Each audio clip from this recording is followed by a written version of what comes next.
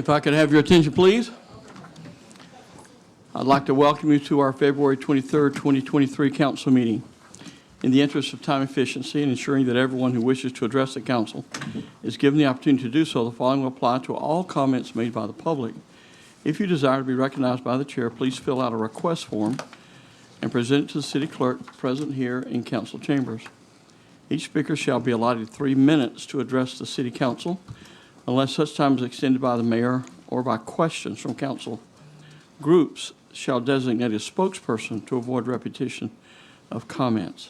Every effort will be made to avoid interrupting speakers. We thank you for participating in your city government today.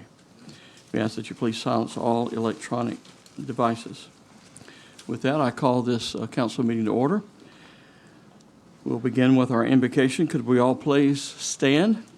Remain standing for the Pledge of Allegiance following the invocation by Pastor David Nye. Pastor Nye, it's a joy to have you here, and once again, I give you my deepest condolences on the recent passing of Barbara, your wife, but it's a joy to have you here tonight. Thank you. Let us pray. Our Father in heaven, we praise your name. We thank you for the many blessings you give us each and every day. This evening, I ask a special blessing on these city council members as they meet to debate and discuss various issues affecting our city. Help them to chart a course for the present and future needs as our city grows and continues to expand. The problems and challenges may seem overwhelming at times, but Almighty God, with your help, solutions will be forthcoming and problems will be solved. We ask this for your direction and guidance in the name of Jesus. Amen. Thank you, Pastor. Please join me in the pledge. I pledge allegiance to the flag of the United States of America and to the republic for which it stands, one nation, under God, indivisible, with liberty and justice for all. Thank you. You may be seated.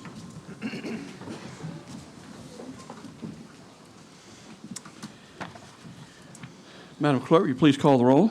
Mayor Blackwell, I'm here. Deputy Mayor Urban, Here. Councilmember Matheny, Here. Councilmember Gilbert, Here. Councilmember Fletcher. Here.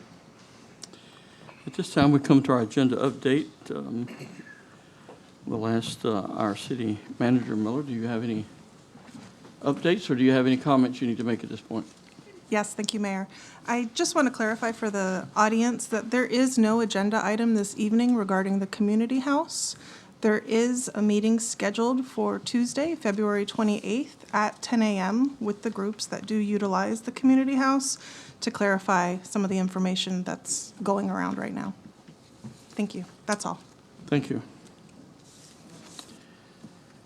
At this time, we have a presentation from Toho Water Authority by Mr. Todd Swingle. It's good to see you here tonight. Good evening, council members. Pleasure to be back here and talk to you about some of the updates and where we've come over the last several months that we've been managing the St. Cloud utility system. So we'll walk through several of the topics that I've highlighted here. I want to start with Water Treatment Plant 4. That's been a priority, and when I presented to you prior to this merger, we made the commitment that continuing to focus on water quality would be one of our primary objectives, and I do believe that we're living up to that. So I want to highlight just a couple of these items. So just for I know we have some new members as well, just as an overview, the plant was constructed in 2008. It's rated at 9 million gallons per day, and it uses a magnetic ion exchange process plus chlorination for disinfection purposes. Some of the historical challenges have been the polisher performance. So the polisher is the very last process after it is treated with that magnetic ion exchange. Those were replaced, but still we're encountering quite a bit of challenges. That has resulted in the color and the sediment that's been observed out in the distribution system. So the short-term actions, we have worked to make sure that we've optimized all of the operations tools that are available to us. So some of the things that we've been doing is we've implemented a very robust cleaning program on the polisher media as well as inside the treatment process to make sure that we're continuing to maintain that as effectively as possible. We have also interconnected and opened our interconnects with some of our systems to help minimize the load on that water treatment plant 4 plant so that it's operating at as low a capacity as it can, which again helps with its performance. We are continuing to do distribution system flushing, which is pushing water through that system to make sure that if there is anything accumulated in those pipes, that that's getting cleaned out. But more importantly, what we've done is that we're moving forward with some additional enhanced filtration to supplement those polishers. We have signed a contract for what are called ceramic membranes, and they are a very tight, just picture them as a very, very fine filtration media. Those are not our final permanent solution, but we've assigned a contract for rental units on those to supplement the additional, to provide that additional level of treatment performance. And again, just to improve those aesthetics that have been observed. We are already completed with the design. It is out to bid. We've signed the contract on the rental units and the permits are in with the Department of Environmental Protection. I'm not sure the exact dollar value, but I think that represents about a $3 to $4 million investment over the next couple of years. So that's our short-term, our immediate actions that we're taking to ensure that we get our performance and the water quality to the citizens' expectations as soon as possible. But longer term, we also will be taking more major steps at the facility as well. We have since right at the transition date, we began pilot testing treatment technologies, whether it is enhancement to the existing technologies or replacement of the existing technology that's there. We do intend to expand the plant to 12 MGD. Many of the systems were already designed for that, and so that step is logical. But we do have to make some pretty significant treatment enhancements to bring it up to that level. So we've been pilot testing and are developing cost estimates. The treatment options that we've evaluated are continuing with the MIAX treatment process plus adding microfiltration, which would be a full-scale deployment of these ceramic membranes that I just mentioned that are right now just being rental units. Switching to traditional ion exchange, and while the studies aren't completely done, right now that process is looking like the most favorable. Nanofiltration, which is a membrane process, or granular activated carbon. The granular activated carbon's probably going to be off the table because that has very high ongoing operations costs. So we expect in the next month or so to wrap up those pilot tests and begin moving into design on those activities for Water Treatment Plant 4. We're undergoing a lot with master planning. So we've fully integrated our master plans and are taking significant steps to interconnect our water systems. Where we already have interconnections, such as up Narcoossee Road and over near Remington, we have already opened those up to make sure that we're supporting those areas. That has made a significant difference in Narcoossee Road pressures. We still have a long way to go up there, but it has represented a significant improvement. We're also interconnecting reuse systems, so we have launched projects that will bring reclaim pipes down from our Toho Reservoir, which is located at Neo City, to interconnect with Tahokwa and that area so that we can bring additional reclaim supplemental supplies into the area. So all of those projects are underway as well. There are additional interconnects that we're working on at Tahokwa with water systems as well. The other place that you'll see further interconnections are up in the Sunbridge area, so at the very north end of Narcoossee Road along Cyril's Drive. We have a water plant up there. It is currently on a different disinfection system, so we can't mix the two right now. When we do an upgrade on that plant, it will then be fully interconnected with the St. Cloud system as well. We are also will be doing some interconnection on reclaim as well as wastewater systems up in that area. Fast-track capital projects, much of these are focused on the pressure issues that have occurred up the Narcoossee corridor.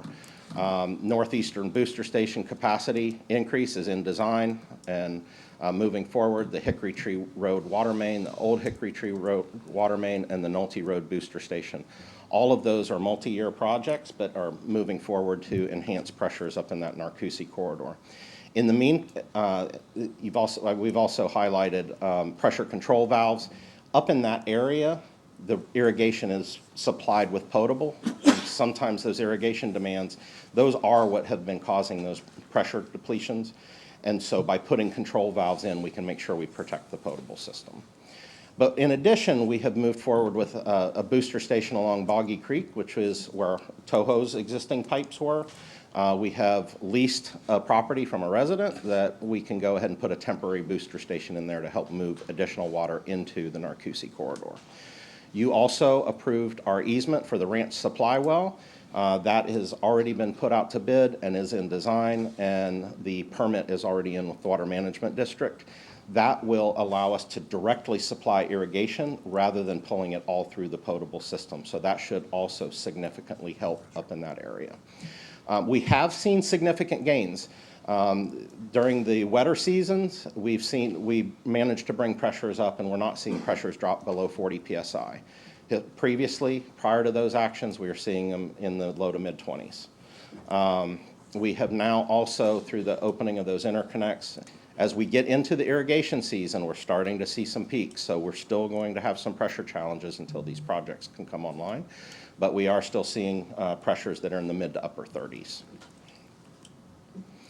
Development is another piece, as you're well aware of, and that's a topic of conversation here significantly. And so we continue to plan for and work closely with the development community to make sure we're dealing with supplies.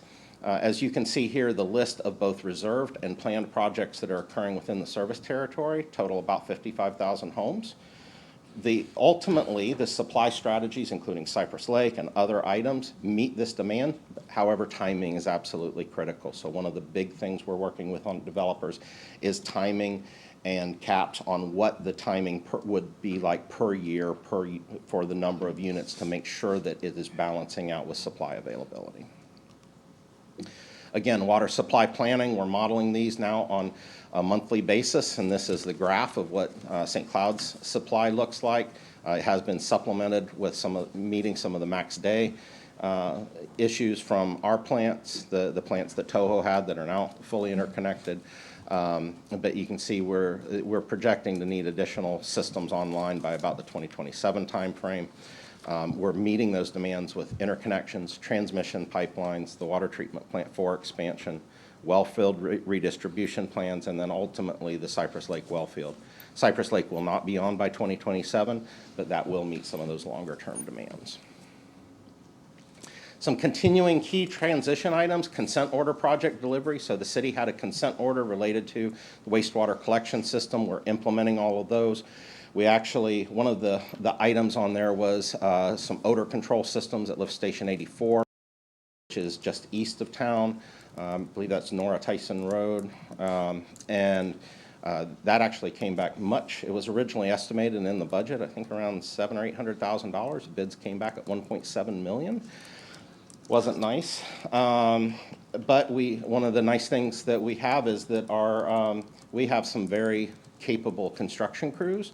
And we actually have an item on for this, our board meeting this coming month, and are intending to self-construct that. And we think we can do it for about $1 million. So that is underway, and we're still on schedule to meet those consent order requirements.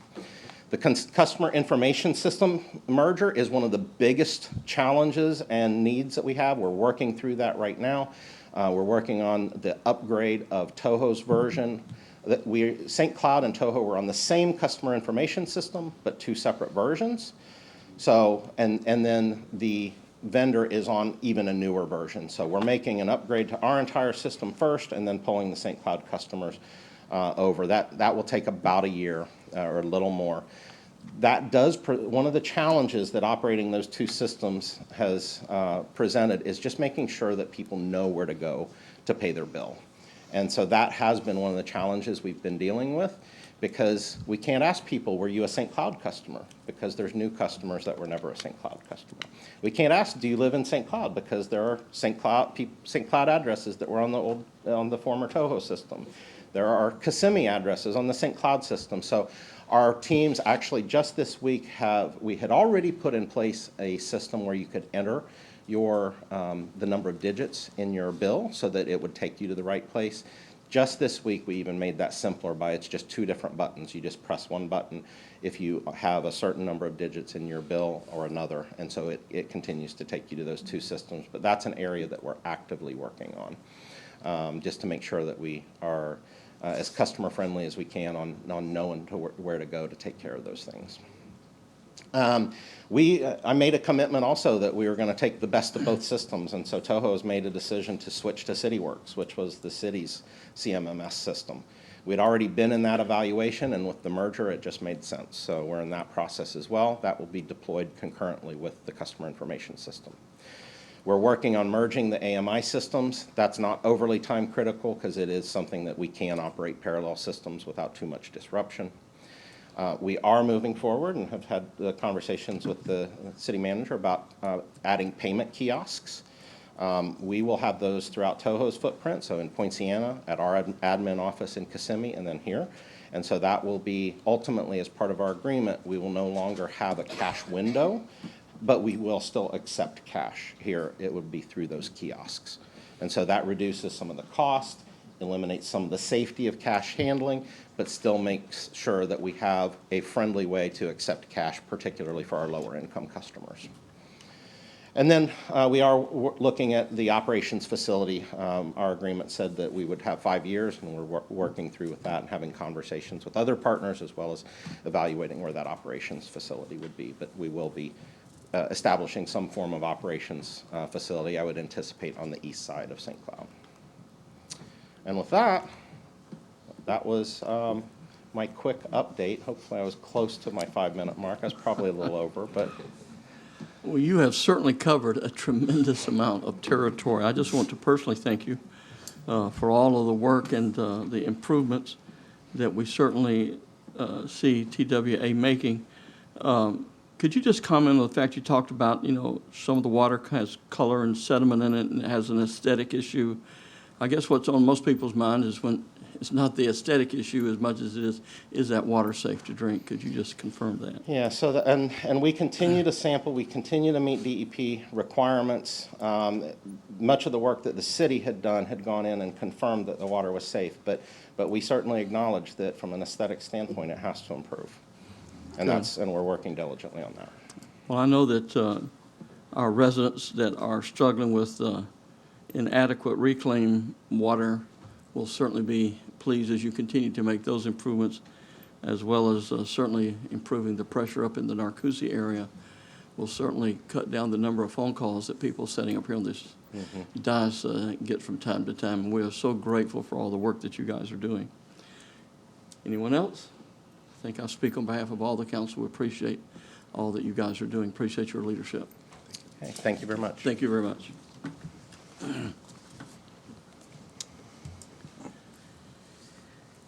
At this time, we come to our citizens forum. Any person who desires to comment on any item not on this agenda is provided this opportunity to address the city council. Each person is requested to complete a signing form to be provided to the presiding officer prior to or as soon as practical thereafter the person addresses the council. When you come forward, we ask that you please state your name and address for the record and that you please limit your comments to 3 minutes. I'm looking, did you guys come for the citizens forum? I don't see a card here, but I see your kids there. I'm going to put you up in front here, okay? Would you guys like to step up and share with us this good-looking crowd that you have here? Are these your bodyguards? Yes. Good. Good to see you guys. It's good to hear to have you at our St. Cloud City Council. This is the Lakeview Elementary School Community Club. We are learning about government and how to be responsible and respectful citizens, starting at a younger age, working on speaking and being respectful to those in the authority that we have. We talked with the school board, and now we're here to talk to you. We have done some research with what you represent and what you guys stand for, the committees that you're in charge of. We do have one request, though, collectively, would be a Dave & Buster's and like 5 more Dairy Queens, when you have a second. But they would like to, I'm asking permission for them to approach as they give you a letter of gratitude for your service. Would that be all right if they came after they spoke? Absolutely. What would be the best way? Do you have this, is this for the whole council, I assume? Yes, they're going to come to the mic, state their name. Okay. And then they will just, wasn't aware if we were allowed to like approach you, approach the bench, so. Just, they can hand their letters over there, okay? Okay, But, sounds great. Let's go, guys. Okay.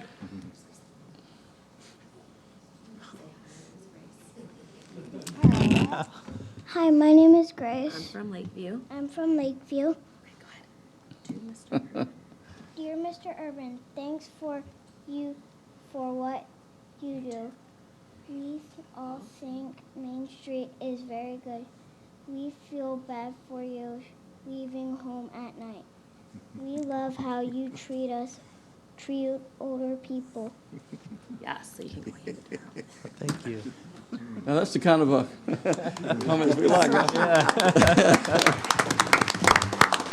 Thank you, sweetheart.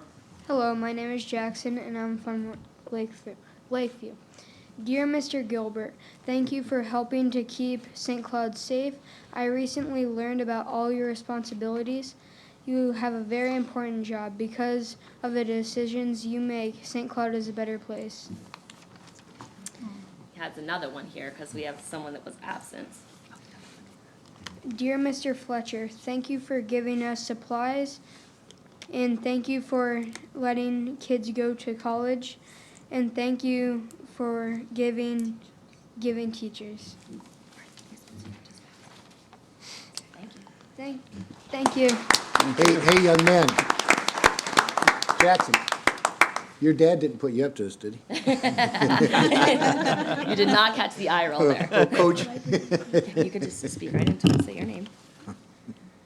Dear Mr. Oh, pause, say your name. I'm Nala, Say where you're from. and I'm from Lakeview Elementary School. Now go. Thank you. Dear Mr. Urban, thank you for being in charge of the Main Street and helping older people and staying out late. You can take both of these. Thank you. Just look at them. Don't look behind you, say hi. Hi, my name is Ben and I'm from Lakeview Elementary. Dear Miss Mathney, thank you for getting people to visit our town. Thank you for making sure we have clean water. Thank you for leaving your family at night. Good job. Say thank you. Thank you. A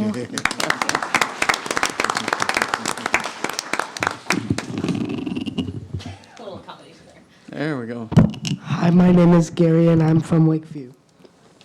Dear Mr. Blackwell, thank you for getting kids presents, and thank you for being a pastor at a church, and thank you for OUC Power.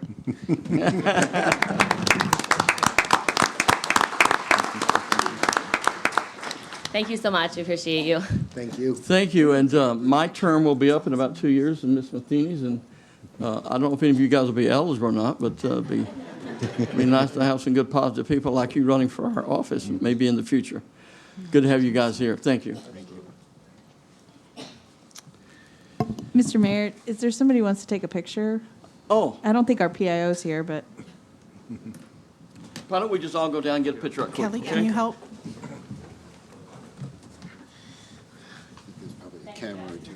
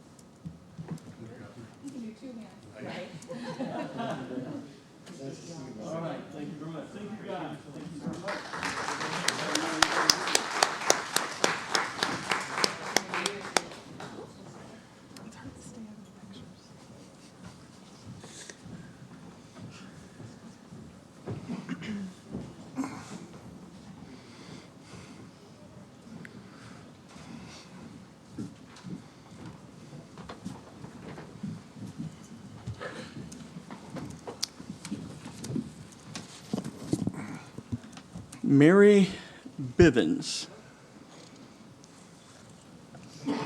Please state your name and address for the record.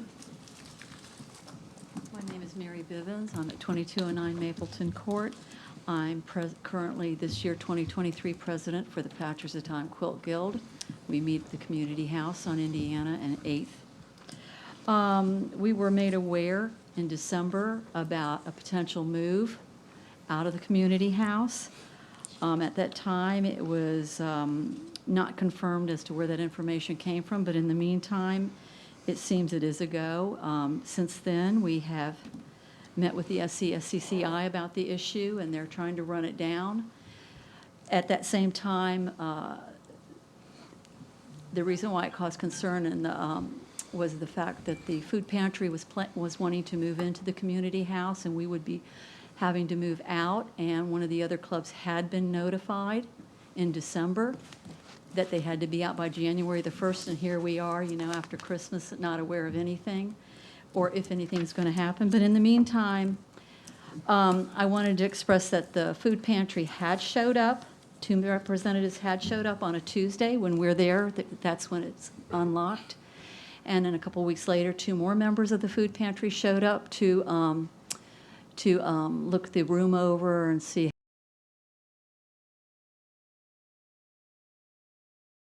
more than a room. So we have some concerns. We have 56 members. They all average in age from, very few are below 60, I hate to say that. Most of them are 60, 70, and 80. We have concerns if we move to the 17th Street location, because we're moving there and we're one of the last 2 of 4 clubs that would be moving there, we're left with what's left over as far as time and dates. We will be losing time during the day that we can have access to the 17th Street facility. We are losing dates that we will not be able to meet, that we are currently meeting to do our charity sows. We might luck out and get a Saturday for our workshop classes, enrichment programs. We are concerned. We are being scheduled to be in the Magnolia Room, and that is the stage, large, dark room. They have outlets every 5 feet from what we understand. We have lighting, but the lighting, that's a dark room to begin with. You can notice in here, the lighting in here versus the lighting out by the elevator, the difference. And that has to do a lot with the lighting and with the color of the walls and the floor. It bounces off, and what looks white to you will look cream to me. And that's important in quilting. The electrical, we have outlets along the walls, but we would have to run extension cords for multiple sewing machines and ironing board, and the irons for the ironing boards. We are concerned about that. We don't want our seniors tripping over the cables from the extension cords. And even if you put those little speed bumps, I call them speed bumps because I had them at work. Even if you put those little speed bumps for protection, they will still trip over them because it's an uneven surface. The other thing is space, expanding. The fact that we're getting a corner, and we have on average when we do our sit and sews on a Tuesday and we have our meetings more than 20 to 25 people of the 56. At Christmas we have pushing 40 because a lot of ours are snowbirds that do come in, so that's about 10. The fact that Community House is an existing voting precinct, and traffic to the neighbors. Again, our concern was lack of information, lack of point of contacts. We had just today, Lori notified us we're going to have a meeting Tuesday at the clubhouse. So we didn't have time to, other than show up here today because we were already planning on it, and we have a lot of our members are here today, and from other clubs that are using that facility. And we would just want to make sure we were on the record and that everybody was aware this is going on, because it seemed to be an issue that was not discussed a lot among a lot of different people who are important and concerned. Well, I thank you for sharing your concerns. No decision has been finalized at this point as far as that's correct. Yeah. And thank you for sharing, and you have been heard, and we'll continue to, the staff will continue to work with you on this issue at this point. Okay, thank you. Thank you.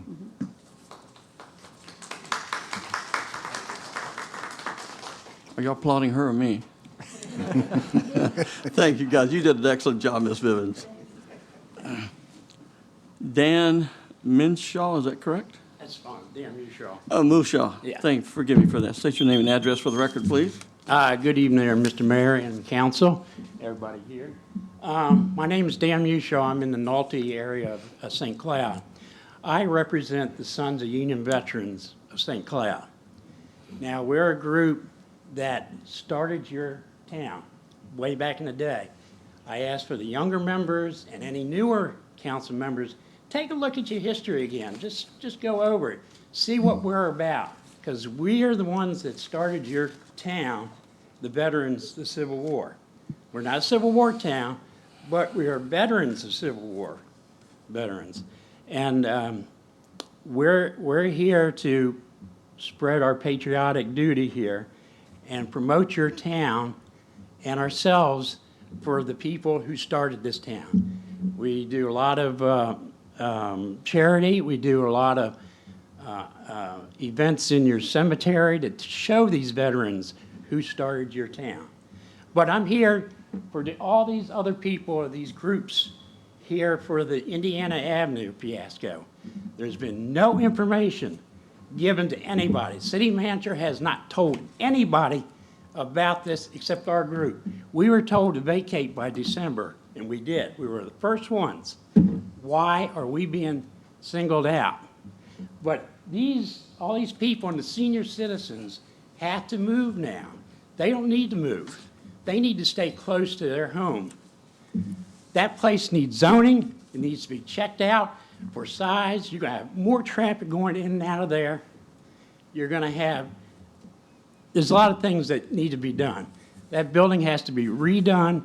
You can't start a business like that sending food to other people, areas, without a big major overhaul. Now, you may do that, that's fine. But I'm talking for all these people. They don't want to leave their home, especially these older people who can't get around as easily. Same with the Sons of Union Veterans. They come from all over the state of Florida to come to your town and represent your town. They need a little bit more respect. We ourselves need a little bit more respect from the town, too. We go to these events, we're put in the back of the line. We should be right up there with the military. Parades, anything in the cemetery, we're always last. So we just want a little bit of recognition because we represent your town.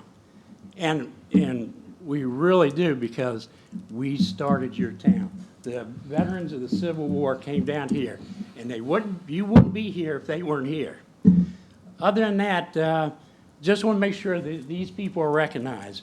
Let us know the information going on. Let the city manager tell us why we left, why were we singled out, and no one else knew about it. Thank you, Dan.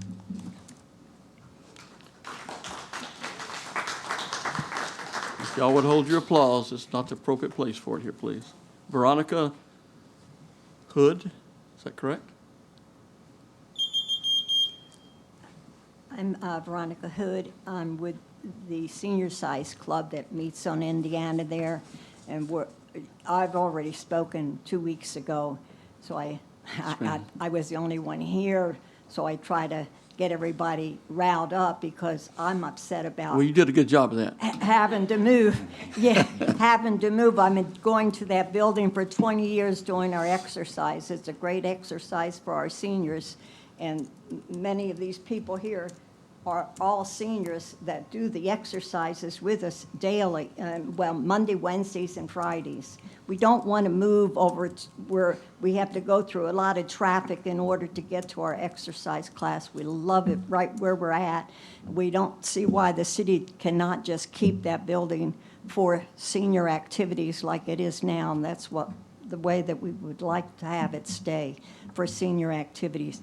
We may not have as many people showing up as before the pandemic, but it's going to grow again as more people don't fear going to where there's quite a few people, doing their exercises and stuff. So we need to keep that for seniors and for senior activities, and that's what we're all here for. We want you to keep it the way it is and don't change it to a food pantry. Have them go someplace on 17th Street, you know, where they have warehouses, a bigger space or something, you know.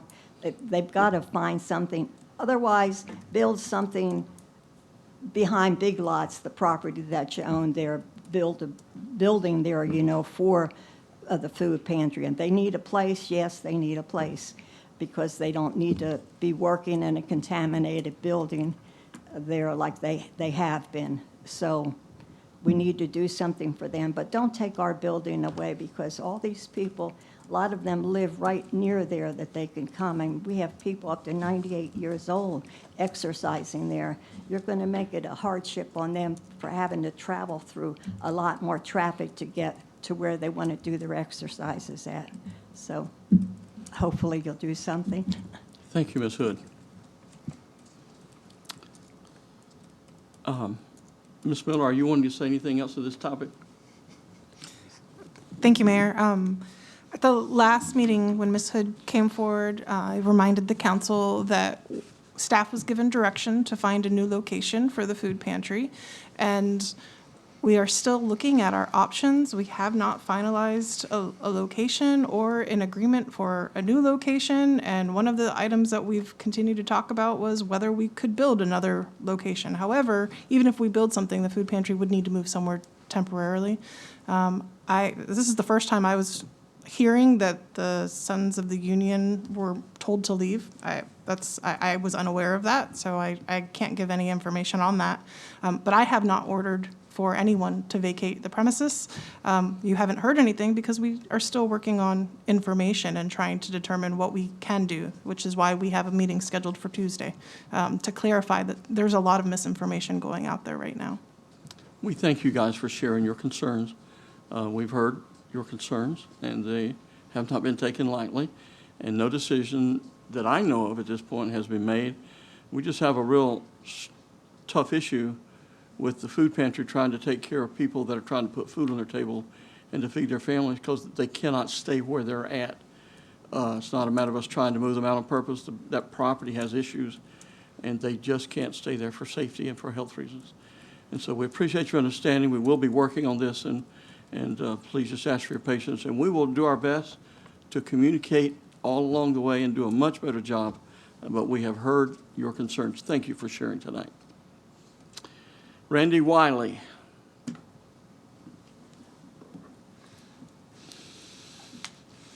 Please state your name and address for the record. Randy Wiley, 701 Indiana Avenue. Good evening, everyone. I'm here because I received a notice today over a commercial vehicle parked in my driveway. We've been there about 3 years. I did not intentionally, never knew there was an ordinance over that until today. And it says I have 2 days to comply.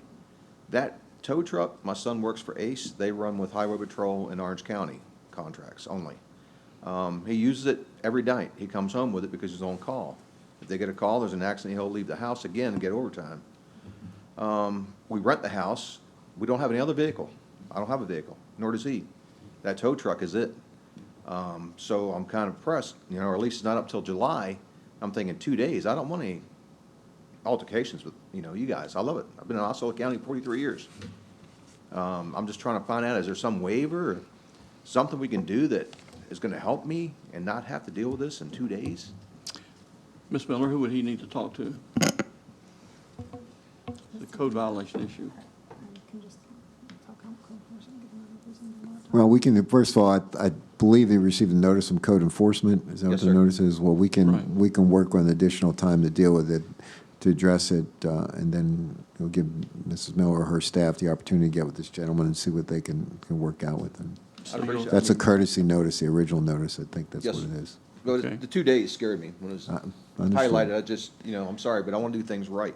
I don't want any problems. I really don't. We appreciate you being here, and we want to do things right too. And thank you for being here. We will have someone follow up with you. And if you can, at the back of the room, one of our code enforcement officers is there. If you can give her your information, and we can work on reaching out to you afterwards and coming up with a reasonable amount of time. Thank you. Thank you, everybody. Thank you, Mr. Wiley. Appreciate it.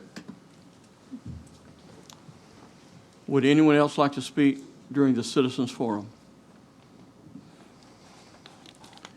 Thank you. If not, we'll move on to our consent agenda.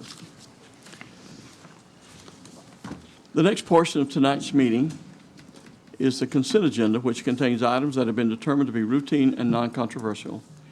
If anyone in the audience wishes to address a particular item on the consent agenda, now is the opportunity for you to do so. Additionally, if staff or members of the City Council wish to speak on a consent item, they will have the same opportunity. I see your light. Yes, Mrs. Miller? Thank you, Mayor. I would like to clarify item A on the consent agenda has a clerical error. The lien verification letter should not have been struck through and deleted because we started charging this fee on February 15th. Okay. Everyone get that? First of all, does anyone on the council wish to speak to any particular item on the consent agenda? I just have a question on B and I.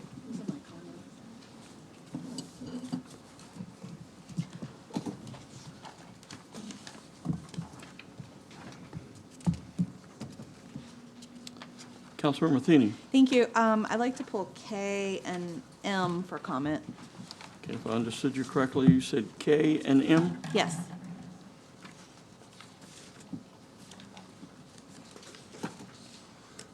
I'm sorry, Mayor, I have one more. N as in Nancy.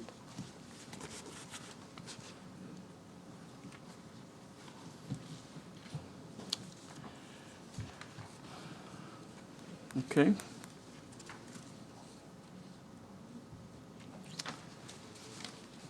Mr. Gilbert, you said you had a question regarding item B. Yes, item B is the recreation facilities charges and changes in fee charges.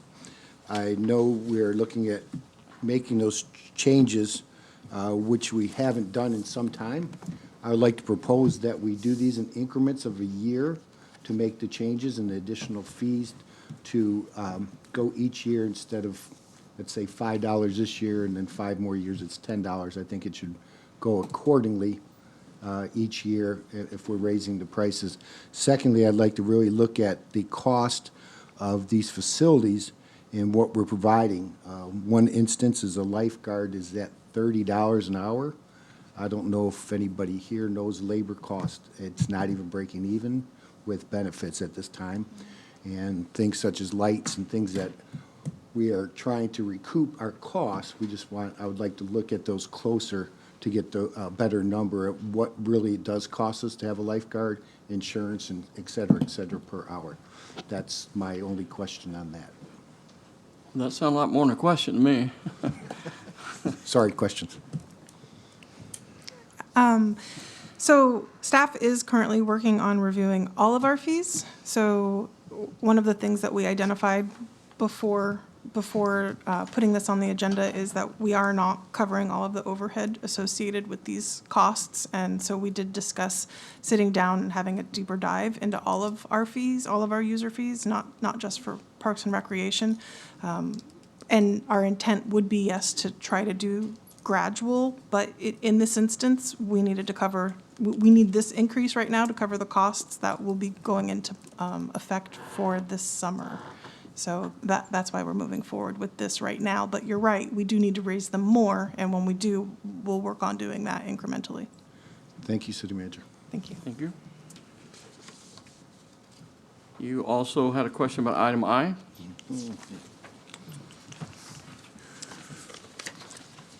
I think the question's been answered, but it has to do with a sum of $61,000. But our first year is going to be $31,000, and then it'll be incrementally thereafter, right? We're asking for the total sum, but it'll be done over the 5-year period of contract, correct? Yes, 61,000 is the total. The first year is 31, following year 7, 7, 7, and so on. Okay, thank you. Councilmember Matheny had a comment about item K. Yeah, it's just a kudos to staff for item K and M. I know how hard it is to pursue grant funding.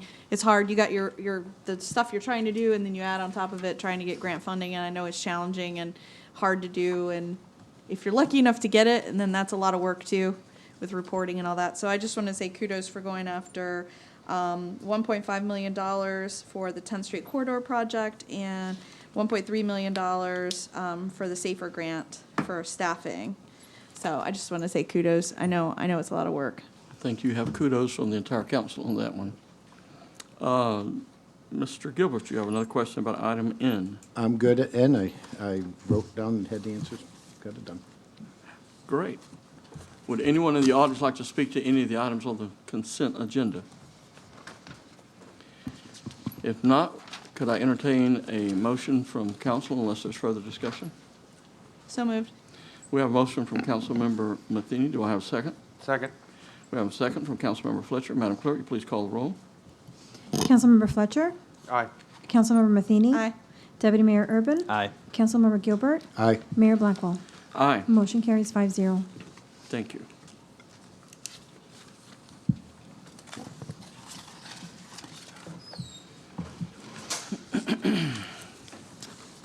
Ms. Miller, your light is on. Do you have a question? No, I'm sorry. Thank you.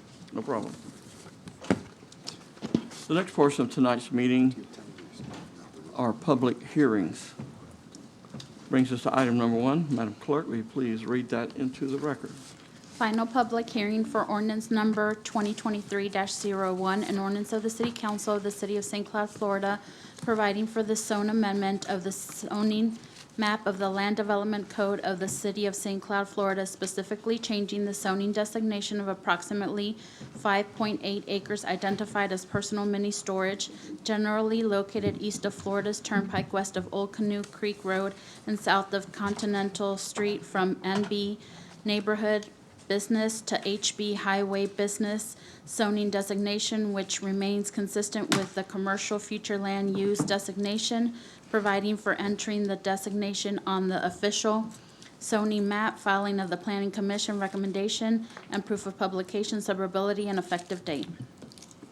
Good evening, Melissa Dunklin, Community Development Director. This is the final hearing. The request is for a zoning map amendment for personal mini storage. The current future land use is commercial. The current zoning is neighborhood business. The request is to change their zoning to highway business, which is consistent and compatible with the surrounding area, and there will be no adverse impacts to city facilities. Here's a future land use that depicts the commercial land use, and your zoning map that depicts your business commercial, I'm sorry, your neighborhood business. This request meets the strategic plan goal for growth management. Staff reviewed this application and DRC recommended approval. The Planning Commission also recommended approval. Likewise, it is requested that this council approve ordinance number 2023-01. Staff and the applicants are available for any questions. Is the applicant here and would like to speak to this item?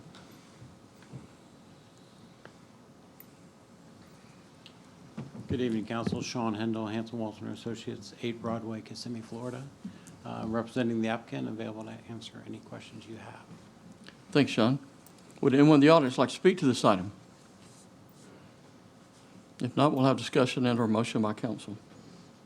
Motion to approve. I have a light on, if you'll forgive me, I'm sorry. Mr.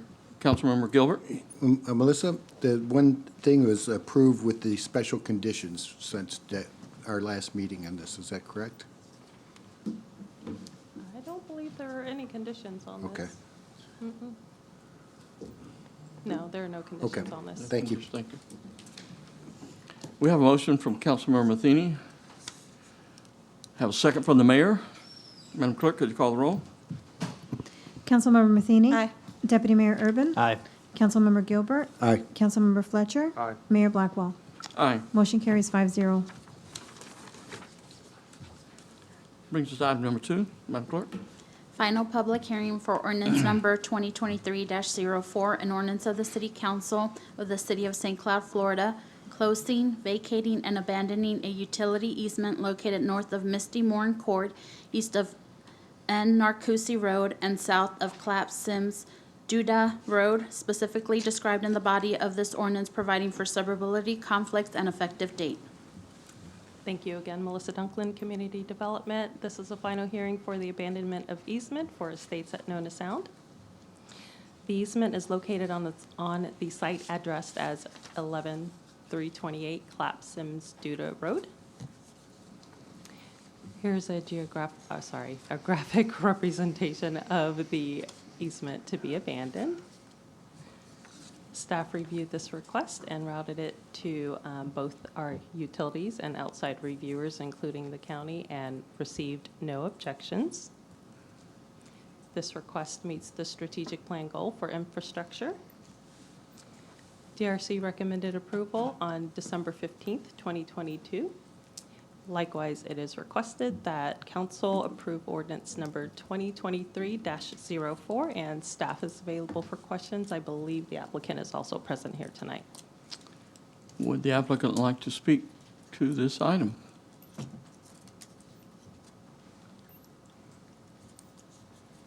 Good evening, council members. Patrick Salmon here representing the applicant, available to answer any questions you might have. Thanks, sir. Would anyone in the audience like to speak to this item? If not, we'll have discussion or motion by council. Motion to approve. Second. We have a motion from Councilman Urban and a second from Councilmember Matheny. Madam Clerk? Deputy Mayor Urban? Aye. Councilmember Gilbert? Aye. Councilmember Fletcher? Aye. Councilmember Matheny? Aye. Mayor Blackwell? Aye. Motion carries 5-0.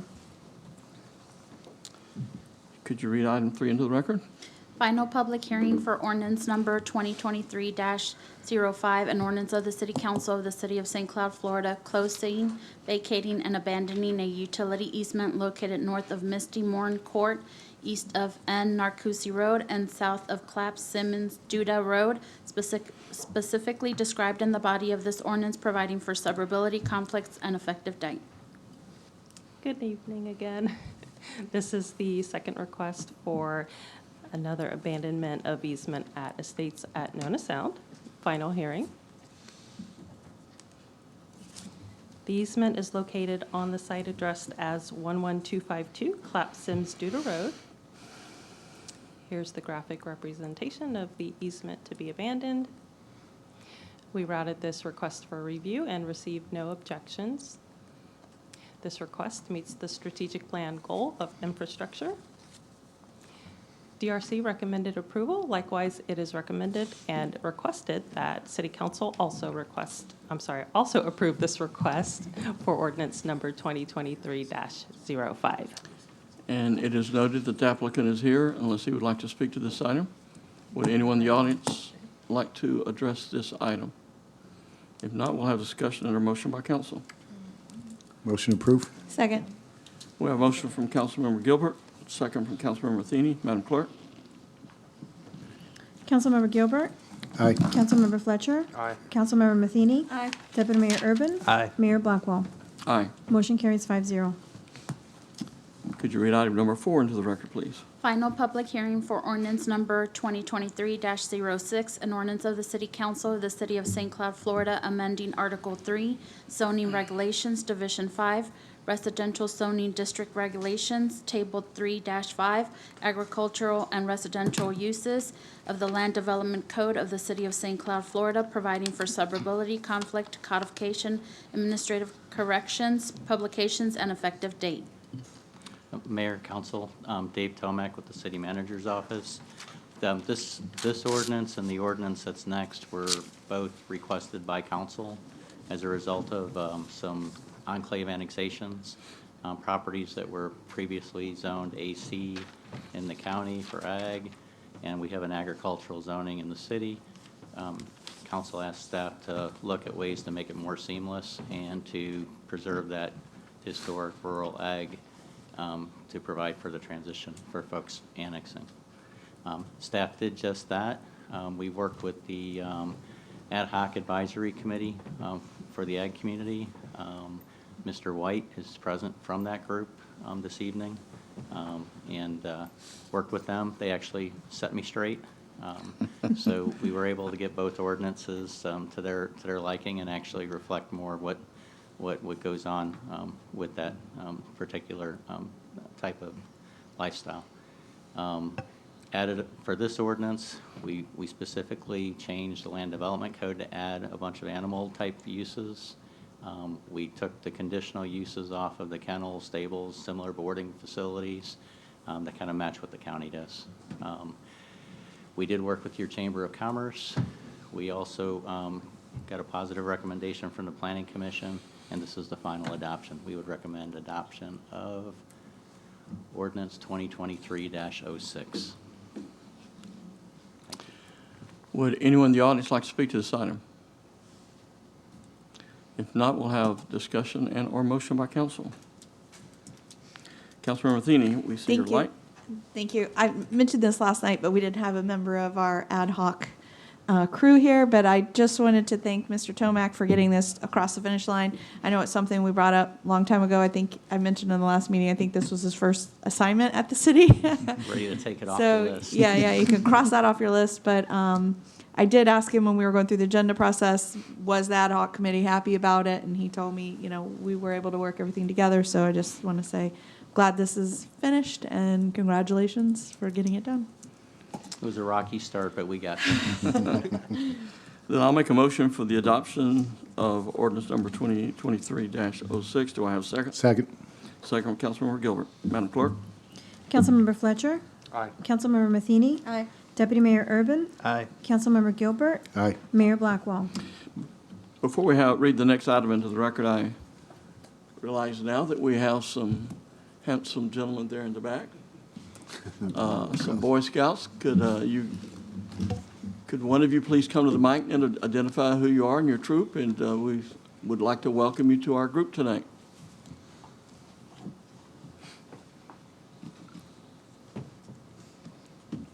If you please state your name for the record, please, and introduce your group. I'm Zayden Perez with Boy Scout Troop 9. I just wanted to say that right now we're here because we're working on the citizenship and the community merit badge, and we were required to attend a city council meeting to better include ourselves in the community. You don't seem very happy about being required. Required, I can understand that, I guess. I would feel the same way. It's good to have you guys here. Thanks for being a part of our council meeting tonight, and congratulations as you work on that part of your one of your merit badges. Thank you. Good to have you here. Madam Clerk, could you please read item number 5 into the record? Final public hearing for ordinance number 2023-07, an ordinance of the City Council of the City of St. Cloud, Florida, amending St. Cloud City Code Chapter 8, Animals, amending Section 8-1, County Animals Control, ordinance adopted by reference, enforcement, amending Section 8-2, number of pet animals restricted, creating new Section 8-6, animal restrictions for property zoned agriculture, creating new Section 8-7, exemption for non-for-profit, youth, or special need adult organizations, providing for suburbility, conflict, codification, administrative corrections, publication, and effective date. Mayor, Council, again, Dave Tomac. This is the second half of the ordinances to kind of bring in the agricultural folks into the city. This addresses the Code of Ordinances. It actually does a few things. We actually incorporated best management practices for animals of all sizes, small, medium, and large, different requirements. We provided a little bit more diversity throughout the county as well, specifically by increasing the number of chickens allowed in the backyard chicken keeping permit from 4 to 6.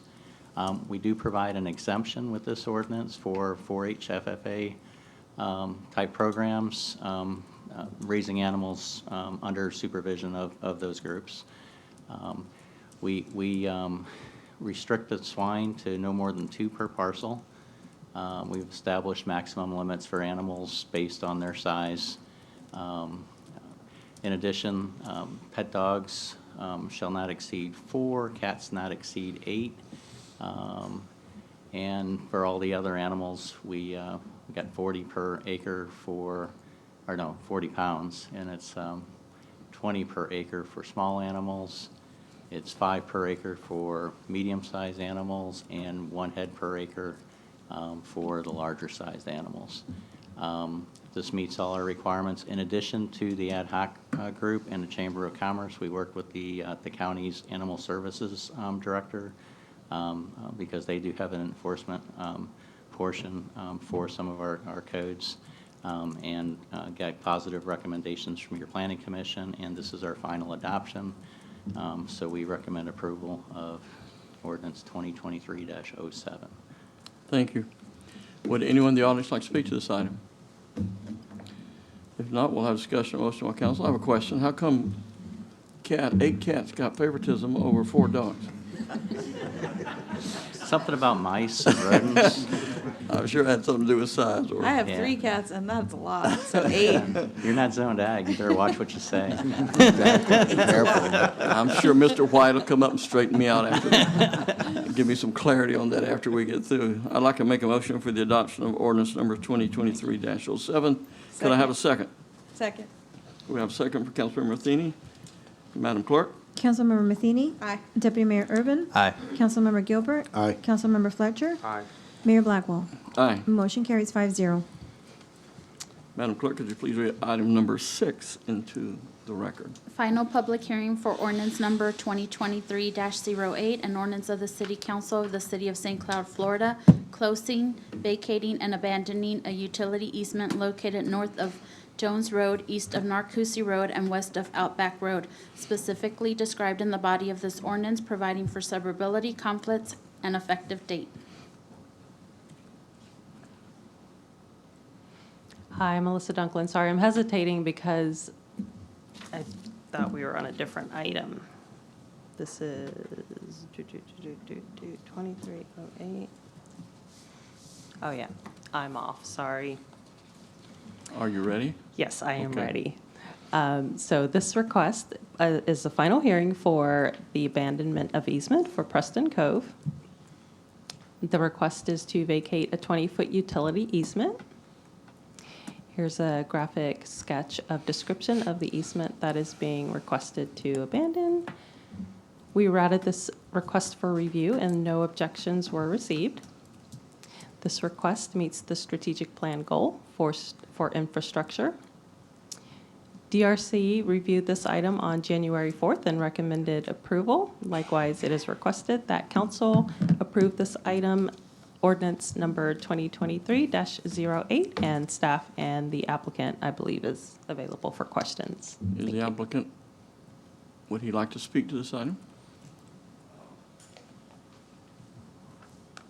Good evening, Mr. Mayor. Jeff Garno, representing the owner, here to answer any questions you may have. Thank you. Would anyone in the audience like to speak to this item? If not, we'll have discussion and/or motion by council. Motion to approve. We have a motion from Councilmember Matheny. Do I have a second? Second. And a second from Councilmember Fletcher. Madam Clerk, please call the roll. Deputy Mayor Urban. Aye. Councilmember Gilbert. Aye. Councilmember Fletcher. Aye. Councilmember Matheny. Aye. Mayor Blackwell. Aye. Motion carries 5-0. Item number 7, could you please read that in the record? Final public hearing for ordinance number 2023-18, an ordinance of the City Council of the City of St. Cloud, Florida, closing, vacating, and abandoning the platted utility easement located west of Narcousie Road and north of Jones Road, specifically described in the body of this ordinance, providing for an effective date. Hi, Melissa Dunklin again, Community Development Director. This is the final hearing for the request of a vacation of easement at Jones and Narcousie. The request is to vacate a 25-foot utility easement. This shows the sketch of easement. This request meets the strategic plan goal for infrastructure. Staff routed this request for review and received no objections. DRC recommended approval of this item, and we are requesting that City Council also approve ordinance number 2023-18. And staff is available for questions, and I believe the applicant as well. Would the applicant like to speak to this item? If not, would anyone in the audience like to speak to this item? If not, we'll have discussion and a motion by council. Motion approved. Second. We have a motion from Councilmember Gilbert, And a second from Councilmember Matheny. Madam Clerk? Councilmember Gilbert? Aye. Councilmember Fletcher? Aye. Councilmember Matheny? Aye. Deputy Mayor Urban? Aye. Mayor Blackwell? Aye. Motion carries 5-0. Madam Clerk, could you please read item number 8 into the First. record? First reading and introduction for ordinance number 2023-09, an ordinance of the City Council, an ordinance of the City of St. Cloud, future amending the City of St. Cloud Police Officers and Firefighters Retirement System adopted by ordinance 2006-125, as subsequently amended, amending Section 6, benefit amounts and eligibility, providing for codification, providing for suburbility of provisions, repealing all ordinances in conflict herewith, and providing an effective date. Good evening, Justin Kleesner, HR Director. The ordinance before you is at the request of the Police and Fire Pension Board with support from city staff to provide a one-time ad hoc 3% cost of living increase for former public safety employees who retired prior to 2016. In 2016, council voted to approve an automatic 1% cost of living increase for police and fire pension, and as well as general, if I'm not mistaken, for those who retired in 2016 or later. As far as I can tell, that was decided in response to the use of state funds for pensions under Senate Bill 172. One-time ad hoc payments for those retirees who do not receive an automatic cost of living have been approved by council in subsequent years. The 3% one-time cost of living increase before you tonight would be effective retroactively October 1st, 2022. The cost associated with this proposal is approximately $75,000 annually, which will be funded on an as-needed basis from various budgeted accounts. City staff recommend approval of this ordinance.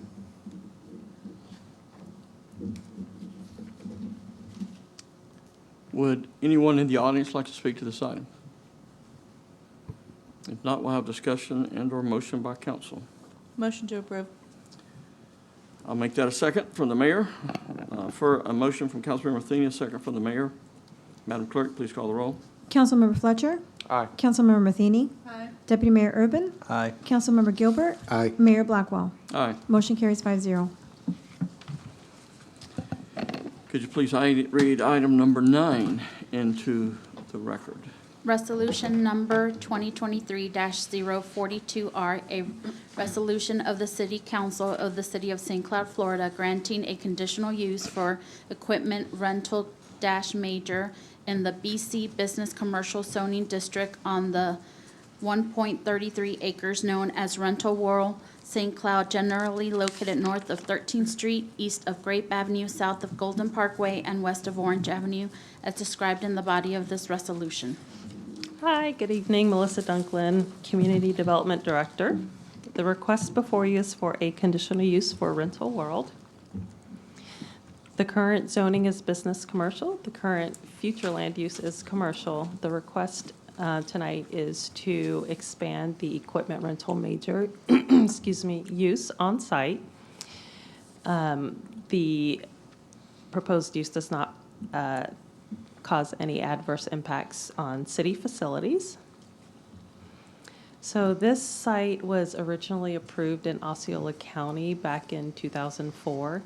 Because the applicant is proposing to expand the use, that's why this conditional use request is being brought before you tonight. Here's the future land use map that shows the surrounding future land use designations. And this is your zoning map that shows your surrounding zoning. Here's the concept plan. The items in green show the existing uses or the existing equipment rental areas where they are storing the equipment. The areas in yellow are the proposed expansion areas, and then the red area is the setback to the eastern property line. This request meets the strategic plan goal for growth management. So staff reviewed this request, and we are recommending 6 conditions. They are summarized in your staff report, so I'm not going to read them verbatim, but I'll summarize them really quickly. The equipment rental major area shall remain 10 feet from the eastern property line. Number 2, the conditional use authorizes a waiver of the required landscaping in the buffer along the northern property line, and the applicant will replace those trees either on site or they will pay into the tree bank fund to mitigate. Number 3, there will be no equipment displayed forward of the building or within the right-of-way along 192 or Grape Avenue.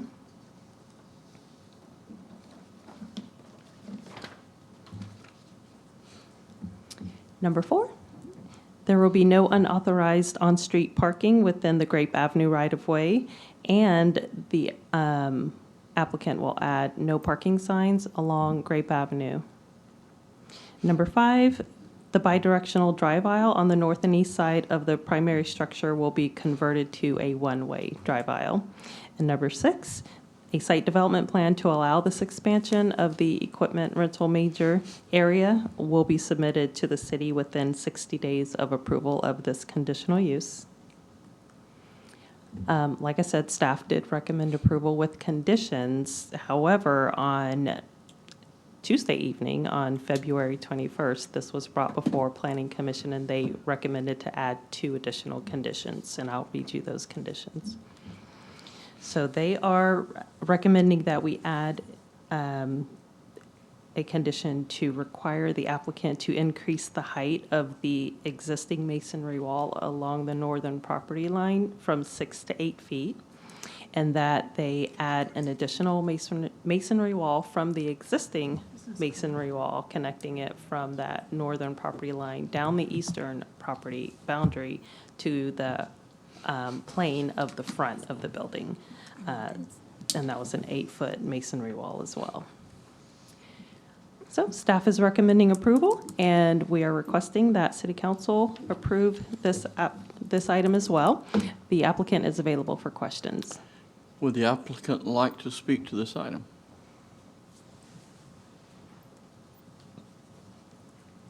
Good evening, Celia Dorn with Nelson Mullins on behalf of the applicant, 17 South Orlando Avenue, Kissimmee.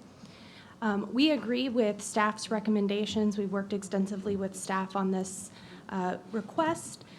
We do, however, do not agree with the additional conditions that the Planning Commission put onto the property. The masonry wall along the northern edge of the property that's already existing, we are asking for a waiver from the setback there, so that one makes some sense. There's also a residence very close to that back wall, so we understand why Planning Commission did ask for that additional buffer. However, on the eastern side of the property, the setback is still in place. We have not sought a waiver from that setback. There is currently a chain link fence that runs from the masonry wall all the way to the front of where the equipment is stored. And the property owner is willing to add screening to that fence in order to make it so that it is not visible to the other yard. So if you see on the screen, they currently have another fence along Grape Avenue. That is the screening that is currently in place on that fence. They would do something along those lines, or would defer to the city on what opaque screening they might want in that area if that was approved instead of the masonry wall. It will be quite expensive to add a masonry wall to the east side. The east side property does have a residence, but as you can see in this picture, when it focuses, the residence is at the very front of the property along 192. So it's actually in front of where the equipment would be stored with the conditional use in place. What is in the back of the property is storage. This is a picture from the applicant's side into the backyard. You can see that it has quite a lot of things stored in that backyard, but no one is living back there. So the need for a masonry wall to act as a buffer in that area just is not as present. That property is also zoned highway business, So it has a non-conforming use at this time with the single-family home, but if it was developed, it would be a commercial property there in the future. And for connectivity purposes, it makes more sense to not have a masonry wall between two commercial businesses. So if you're looking forward, it makes more sense to keep the chain link there. It will be easier for traversing between the two properties once they're both developed as commercial properties. I'm happy to answer any questions, and I would like to reserve time to respond to any comments from the audience or answer any additional questions the council may have. Thank you. If you'll stand by. Yes, sir. Nancy Goff. Is that correct? If you please step up and state your name and address for the record, and 3 minutes is on. Hi, my name is Nancy Goff. I live at 1105 Grape Avenue here in St. Cloud. We have been residents of St. Cloud for about 41 years, and we have lived at our home for 25 years. Rental World has only been there for 19 years. And in that time, we have gone through things that no family should have to go through as far as a home. They take their diesel, burning their diesel comes right into my home. I have to close my doors, my windows, and turn my air conditioning on. I can't afford my air conditioning bill, so I'm here in Florida to begin with. I don't want to have to be shut up in an air-conditioned house when there's beautiful sunshine out there, but I can't because the diesel fuel is so bad you can't stand the smell. The same way when they start burning their oil, and I know it's oil burning because I know what oil burning smells like, they do it up by their building, and we get the smell of that also. They take their blower, they don't have the decency to blow it out into the street or back into their own property, they blow it right into my house. Then I have to turn my air conditioning on, close my doors and windows. Never been a smoker, I am not a smoker, but I cough continuously. As far as the wall, their equipment is so close to my house, and I said this the other night, and I'm going to say it again. I can hang Christmas decorations on the equipment. It is that close. If I was taller, I could reach up and touch the equipment. There is no buffer zone. There may have been about 19 years ago a few little shrubs that, from them pushing their equipment up so far against the wall, it killed it. So there really is no buffer zone. We have a carport, and we bought a screen to put across the front and across the sides to try to keep the dust from coming into the carport and coming into our home.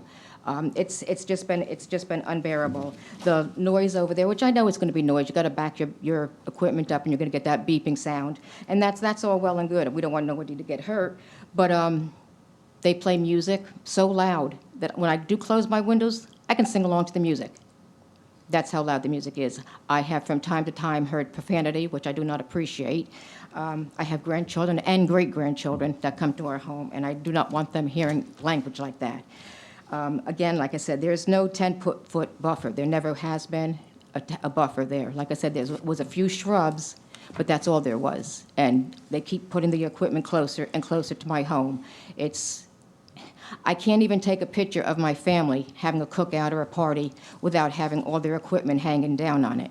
I've called them a few times about, this is Florida, we're coming into hurricane season, and we also get strong winds. I've called them many times and asked them, hey, listen, the equipment looks like it's shaking a little bit. Is it safe? I mean, do we need to get out of here? Is this going to come crashing down on us? They've always assured us that it's been safe, and so far it has been. The parking is unbearable. I have got to go out there and tell the people they're using it as a loading and unloading dock. I have gotten into arguments with them. My husband has had to come out and tell people, don't talk to my wife that way. We just want you to move your vehicle. You're blocking us in. We need to get out. My mother lived with us. She passed away a year ago this next month. And she couldn't even sit out in the family room. She couldn't sit there. She said the noise was so bad, the smell of the fumes was so bad. She said, I got to go back to my room. And I didn't want to see my mother sitting in her room all day long because of the smell of fumes.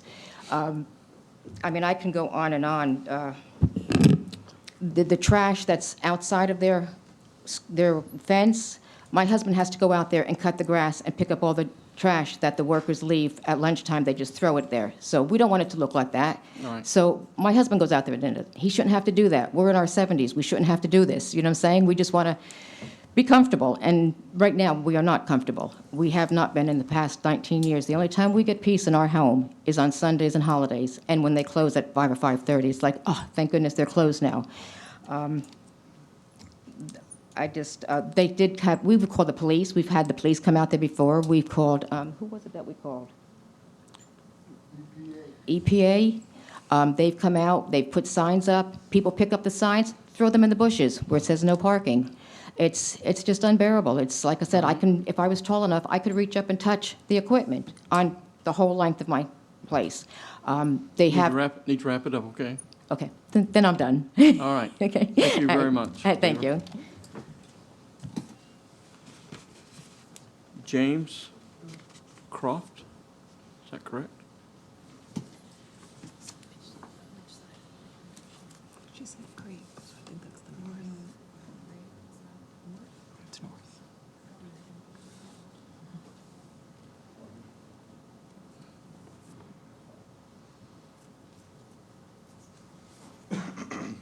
Hello, I'm James Croft, 320 East 13th Street.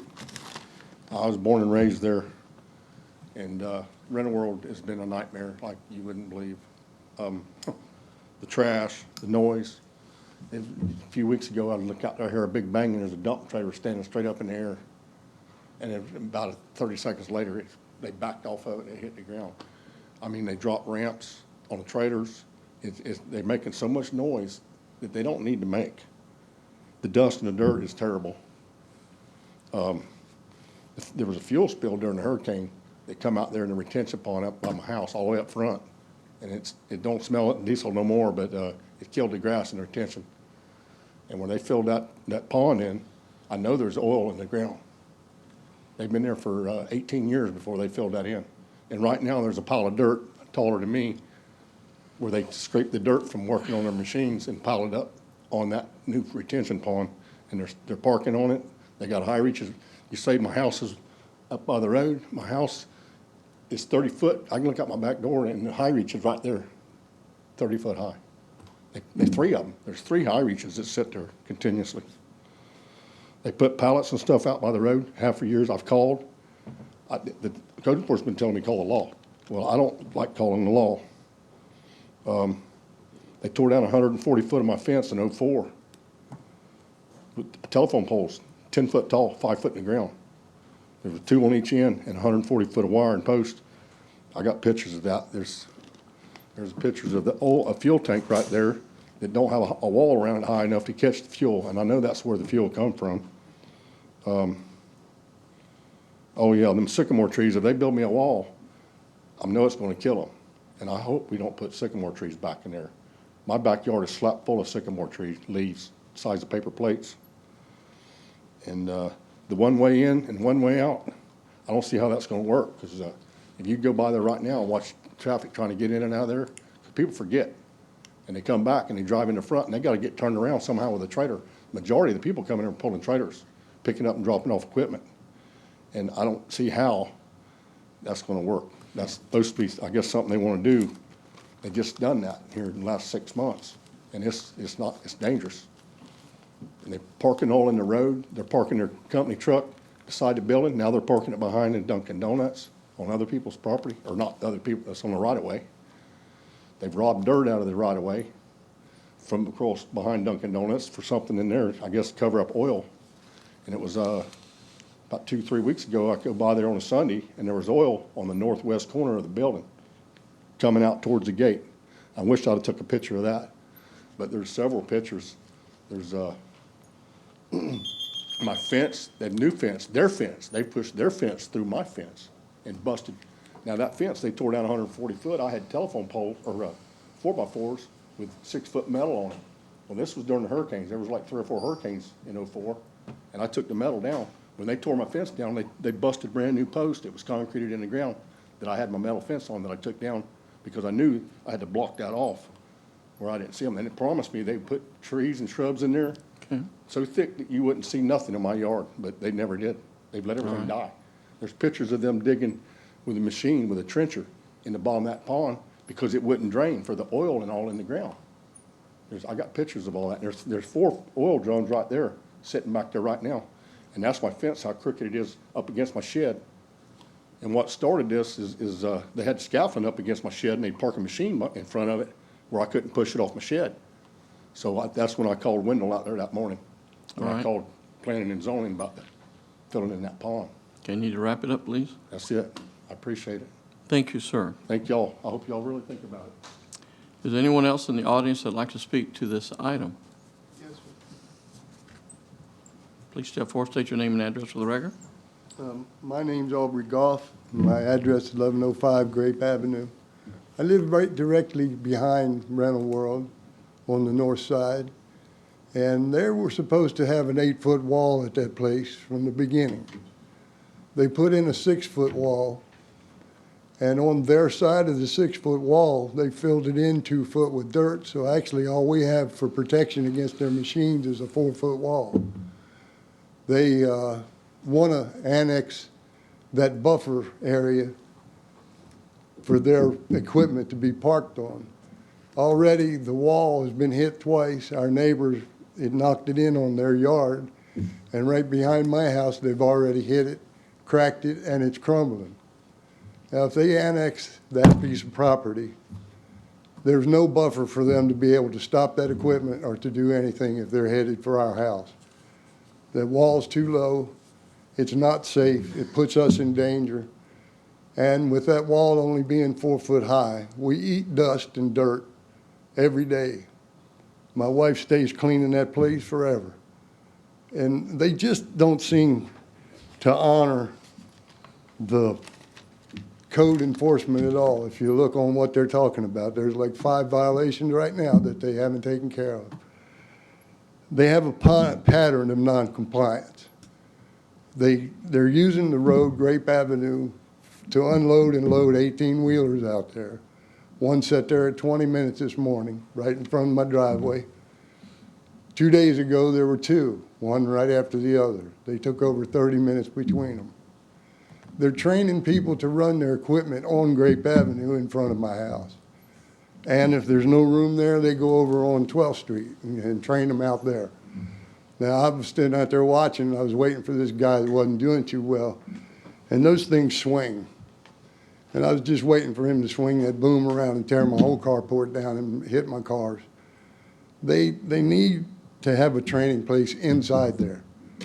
And by doing that, it makes everything unsafe, especially with that equipment that they want to take over that and annex that buffer zone that had trees, small trees and grass. They gave the excuse that their equipment is dangerous and swings around and they couldn't preserve the the grass and the trees for that reason. That reason right there tells me that I need that buffer zone to keep them from coming on through that wall. And that's about all I have to say about it.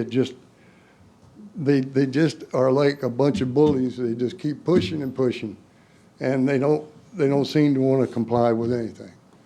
And I appreciate you listening to me, and I hope you won't let them take that easement, that buffer zone away. I have my grandchildren. If they bang into that wall, knock it over on top of one of us, we're going to be dead. Thank you. Could you make sure and share your information with the clerk there? I didn't get a form on you. What's it? Which one? I already did.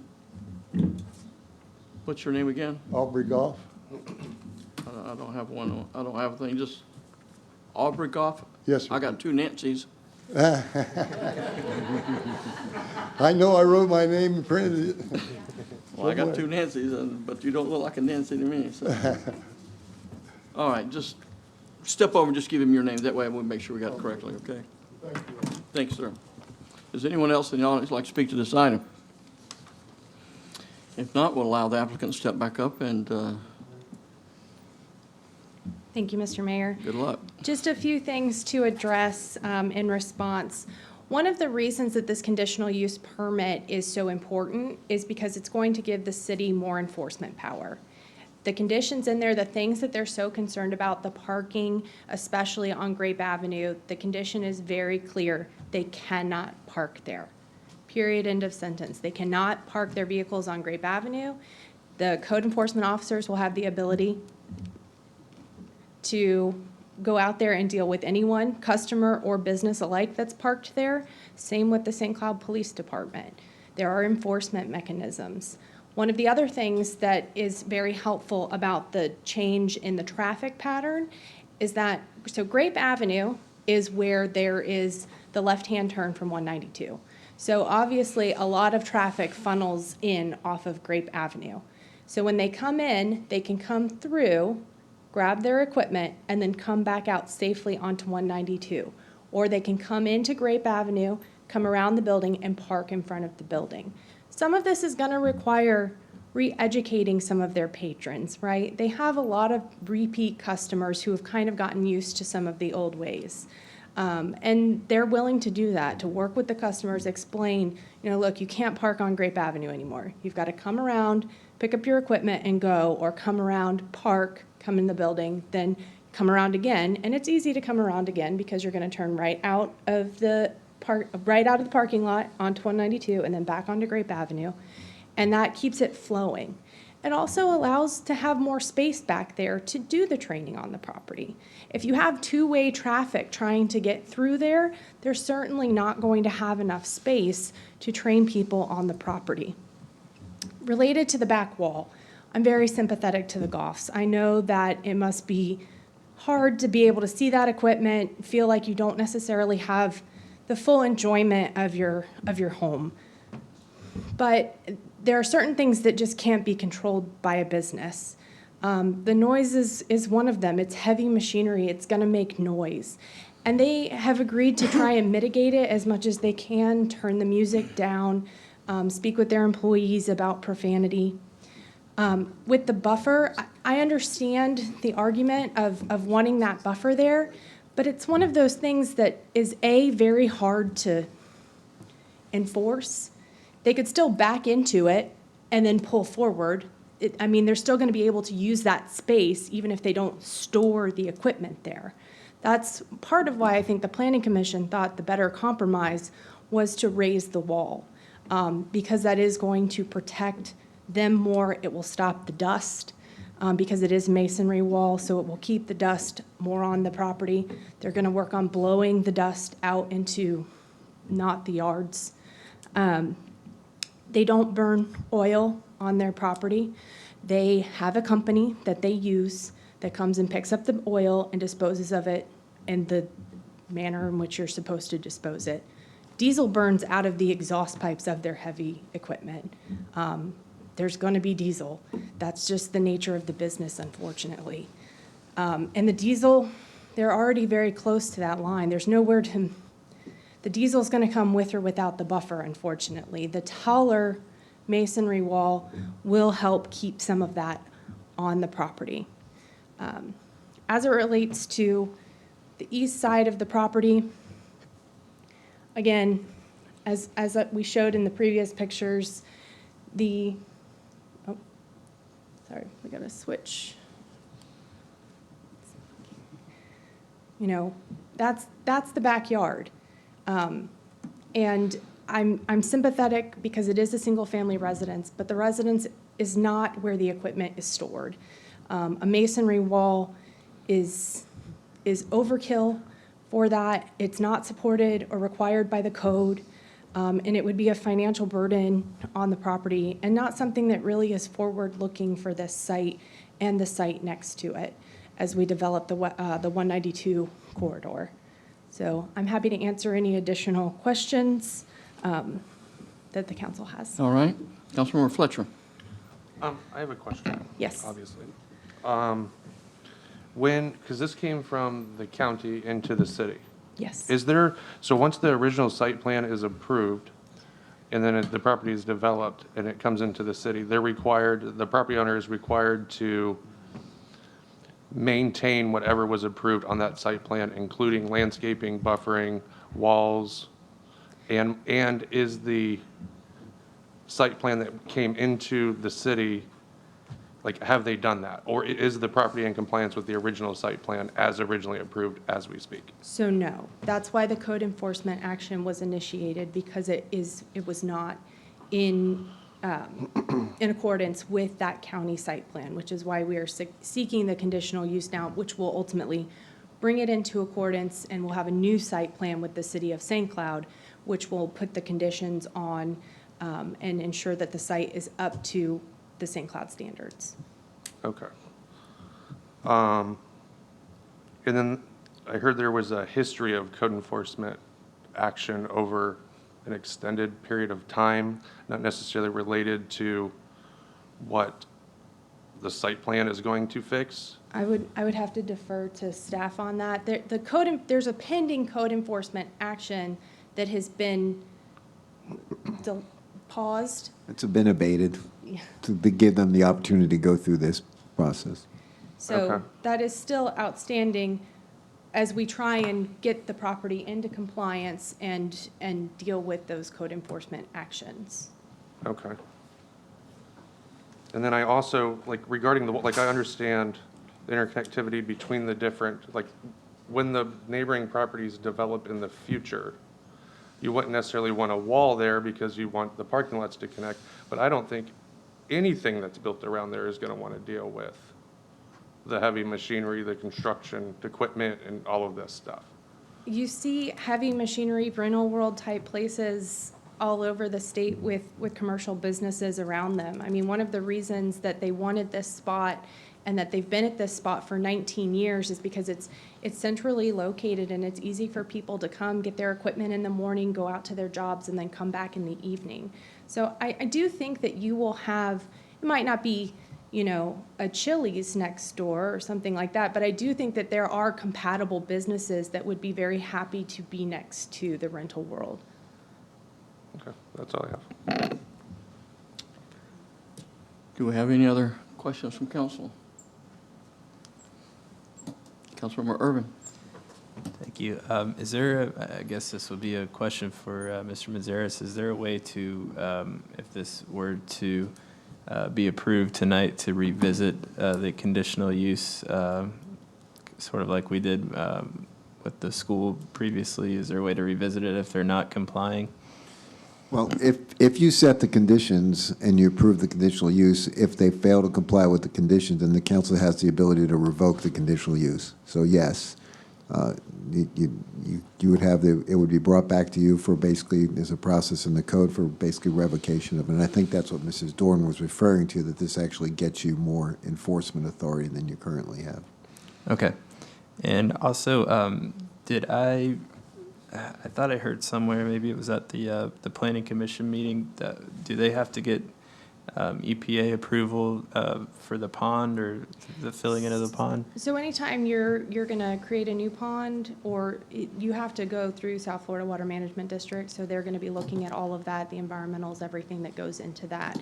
And as part of the site plan that has to be submitted within 60 days to codify everything that we've talked about here, combined with that site plan will be the stormwater plan, the drainage plan. That has also kind of been on pause to deal with the conditional use aspect of it, and so it'll all be ready to go together. Okay, thank you. Mm-hmm. Commissioner Fletcher again. Sorry, so if we could go back to the site plan,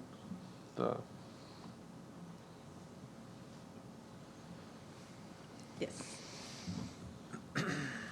So when the original EIP was done, and then it came into the county, the approved location in the yellow, that was not on there. So No. we're expanding the use of the property at this point. Yes, sir. So the larger yellow piece on the side was actually where the stormwater pond was, and the plan is to move it towards the front of the property. Okay, thank you. Councilmember Matheny. Thank you. So when I was in my agenda review and I was talking with the city manager, I'm always one of those people, like, I hate to approve things without having the details and, you know, like, why are we doing the conditional use ahead of the site plan? But she told me that's how it always is. So that's always challenging for me because I like to see the site plan before the conditional use. But they have, 60 days they have to come back with a site plan. So potentially, you know, what they're proposing here isn't even going to be able to work out with the permitting process with the Water Management District, because that's kind of part of it. But I was wondering if staff could tell us again what the conditions are that they're wanting to add, because we don't really have like a full list on our You're talking about, so They're the six proposing- original ones are in Six and two more. are in the memo, and then the two that Can we just read them over again? all six or all I don't, eight? I don't have my computer here, so. Oh, I'm sorry. Sure. I'll go to that slide. Yeah. You gotta put the slide up. There you go. Okay, so the first one is to remain for the setback to remain 10 feet along the eastern property boundary.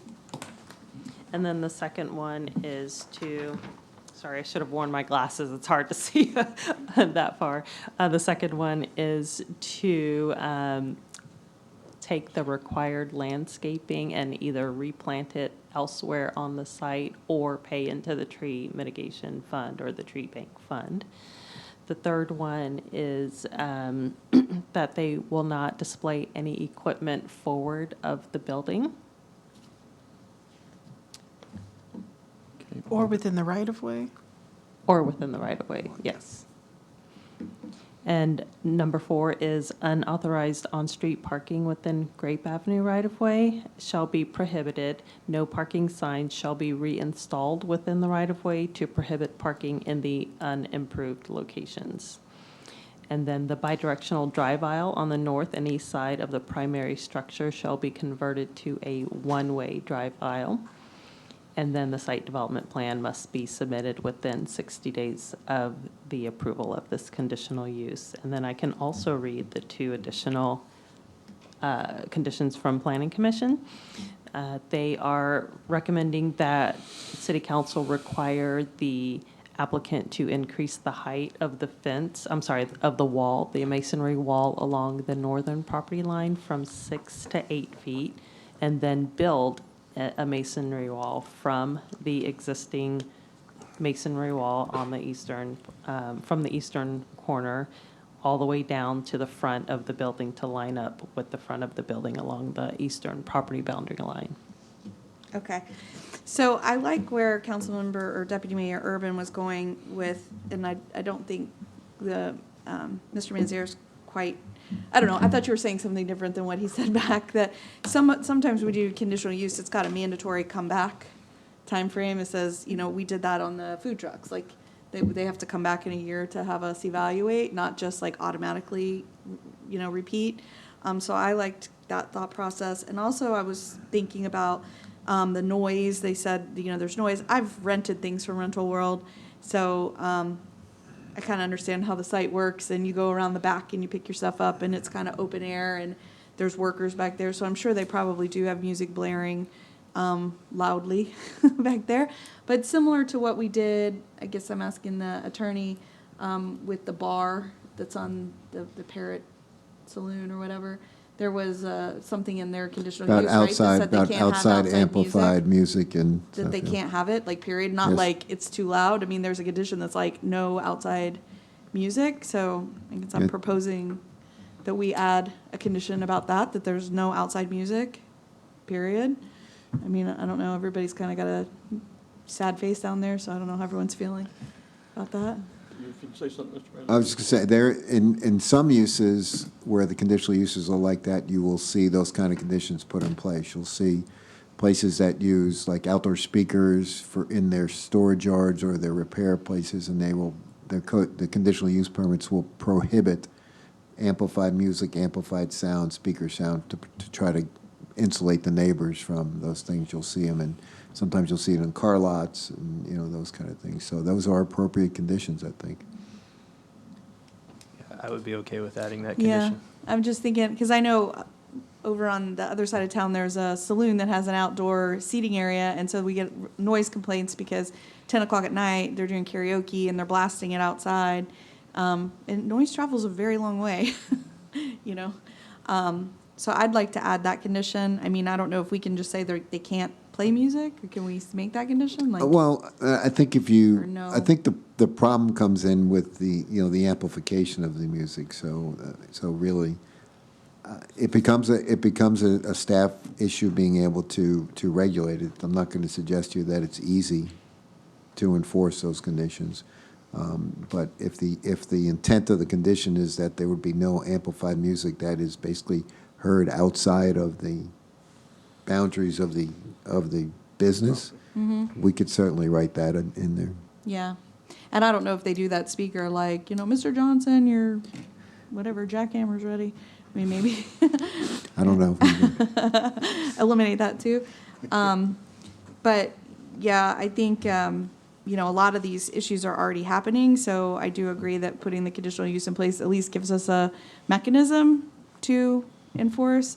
I know like noise right now would just be kind of the ear of the beholder, right? Like who thinks it's noise and who thinks it's. Well, there is a noise ordinance in place and would just comply. And truthfully, Councilwoman Matheny, from staff's perspective, we're recognizing we're working with an ongoing business.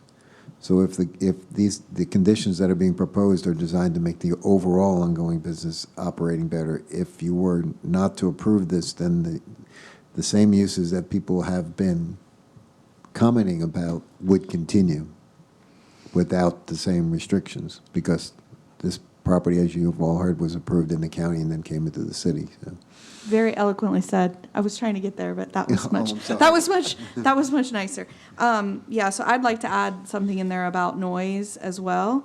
And I'm wondering, I guess I'm going to ask this question too. I understand the argument against the wall on the east side for a future interconnect. Is there a way to put it in the condition that the wall has to go there until such time that the site to the east of it is redeveloped, and then it could be reevaluated or something? Well, yes, there is a way to do that. Remember, whenever you have a conditional use and you set conditions on it, the applicant always has the opportunity, the ability to come back to a future city council and say, we want to amend the existing conditional use. And if at that time the wall deems that the wall isn't necessary or needs to be removed, then at that point they would come back to you and explain why. I think that would be a better option than trying to draft tonight when the wall wouldn't be needed anymore, if you wanted to do that. Right. May I comment on that? Yes, you may. The Planning Commission did recommend that that wall stop at the front line of the building, so I don't think that in the future it would be a problem for the Okay. cross-access. Okay. Thank you. Councilmember Irvin. Yeah, I would just like to say I definitely sympathize with the residents who spoke this evening, and I spoke to them on the phone earlier this week about that. I also spoke to the applicants earlier this week, and I do have sympathy for the residents who have been dealing with this. I just think like Councilmember Matheny and Mr. Manzares said, this gives us more authority to enforce some of the issues that have been happening, and I think we can hope that that Rental World will be a good neighbor to the neighbors surrounding them in the future. So, that's all. Anyone else? Well, I know this is a tough situation. It's nice here having you here and arguing everything. The problem is you don't work for them after you leave. This job is done. And the problem is this becomes an ongoing thing that needs to be enforced. And I certainly am sympathetic with Rental World. You know, they're a big, successful business. They've been here for years.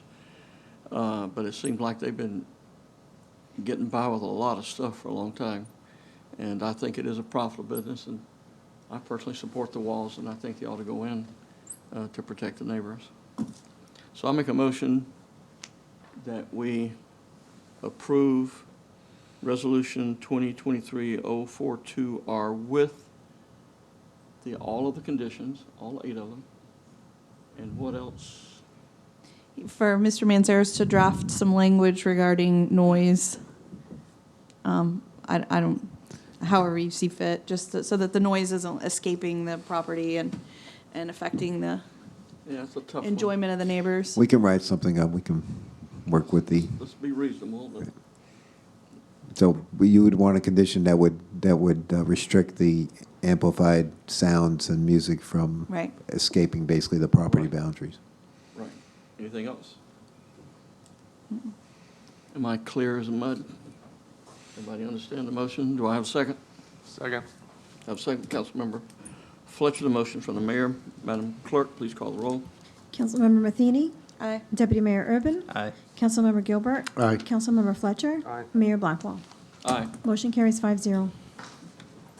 Now, when we go to rent something at Rental World in the future, we may be charged a little bit extra. Got to use a different name. Yeah. They'll be pleased to see you, no matter. I know they're great folks to do business with, but see about their good neighbor. Mayor, how come you sometimes. didn't comment on Mrs. Dorn's able-bodied assistant here?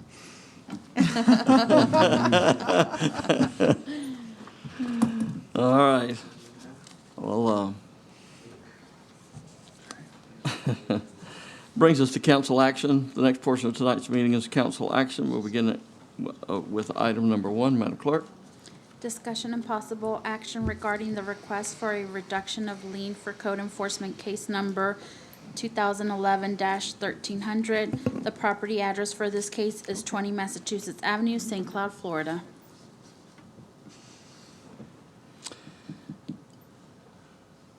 Mr. Manzares? Mrs. Miller and I were just flipping a coin. But you were called, I was called. So as you know, this is Mr. Fink's property in Massachusetts Avenue. He was in front of the council, the last council meeting regarding this. You had 2 matters, as you recall, that the council addressed with regard to reduction of lien. In the other case, you acted to reduce the lien to the recommendation at that point. This is the property located at 20 Massachusetts Avenue. As you can see from the screen, there's an $80,500 accrued fine plus $190.24. After the last meeting, Mr. Fink came back and worked with the city manager's office and has essentially upped his settlement offer to $12,240.24 to reduce the $80,500 fine. That's a typo. Oh. It was actually $12,265.24. Okay. $12,265.24. Yes. Okay. And the only thing we would point out, and it's basically the same discussion we had last at the last meeting.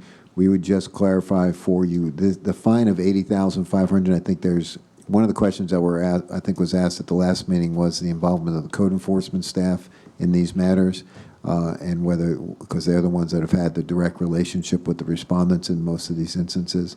And in your packet is a letter from the code enforcement supervisor, Melissa House, who's basically recommending approval of this. She does make the comment that this matter, as well, similar to the other one, actually the fine on this matter was imposed for 7 ongoing violations, but each one was accrued a fine at $250 per violation. So that's why the fine accrued to the amount it is. But with that, staff is recommending that the council considering accepting the offer of $12,265.24 to be paid within 30 days. Do I need to get public comment on this? I think Mr. Fink is here. I think he's here. He's welcome to speak if he likes. I don't think you got to say a lot. Trying to help you out here. Please state your name and address for the record, please. Alan Fink, P.O. Box 701329, St. Cloud, Florida, 34770-1329. Do you have anything you want to add? I thought the city attorney did a great job. Really.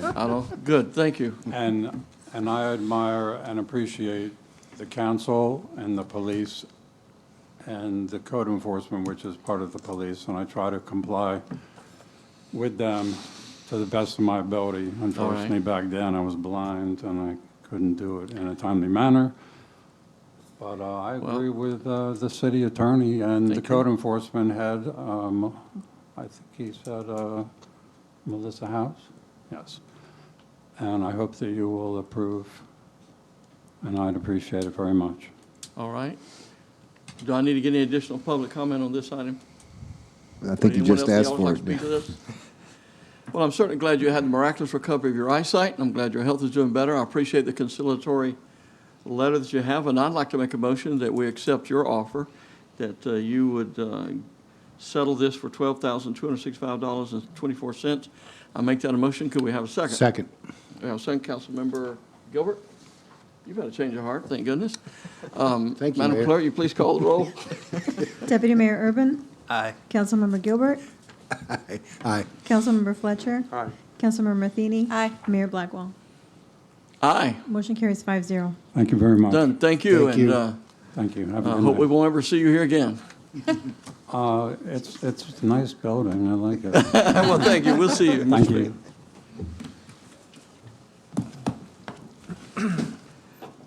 Madam Clerk, please read item number 2. Discussion and possible action regarding appointments to boards and committees with vacancies and expiring terms for the Community Redevelopment Agency, Economic Development Advisory Committee, Finance Committee, Historic Preservation Board, Police and Fire Pension Board, Tree Advisory Committee, and Zoning Board of Adjustment. Thank you. Ms. Ivy, would you like to speak to this item? Sorry. Yes, before you are the applicants that have applied for the board. Some of them, I think we only have maybe one new applicant. Nothing has really changed from the last meeting. But if it's okay with the city attorney, we would request that per each board, if you could all make your nominations and then one motion at the end would be appreciated. Do what did you just say? If anybody can make a nomination, Yes. and then at the end, one motion. I think they'd Okay. like to get a slate of the nominations and just take one motion. Okay. I'm sure you'll help me through this. Councilmember Matheny. Well, I have a comment on the CRA, if we're at that point, that I've been trying to recruit some folks, and I think we should have some applications coming in, so I would respectfully request if we could postpone this vote, because we don't have anybody that this is our first choice. We talked about that the last meeting, so if we could postpone this vote. Are there any objections or any other comments to that request? Okay. We don't need a motion for that, do we, Mr. No. Ms. Harris? Thank you. Then we'll postpone that. We certainly need somebody qualified and knowledgeable to serve on that committee for sure. I think, Mr. Fletcher, you have seat number 5, do you not? We'll nominate Jared Roski. Okay. And do we have anything else? No, that's the only one for that board.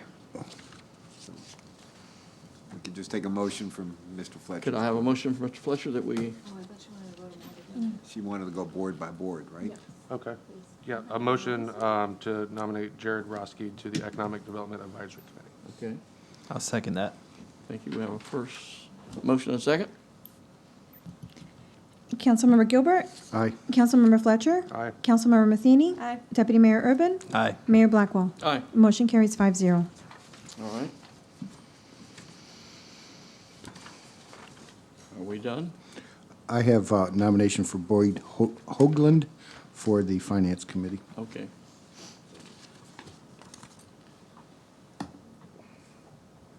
Do we have any other nominations? We don't have anybody that is first choice, so Okay, so we have a motion for Boyd Hoagland. Is that right? Yes, sir. Do we have a second? I'll second. Madam Clerk? Councilmember Fletcher? Aye. Councilmember Matheny? Aye. Deputy Mayor Urban? Aye. Councilmember Gilbert? Aye. Mayor Blackwell? Aye. Motion carries 5-0.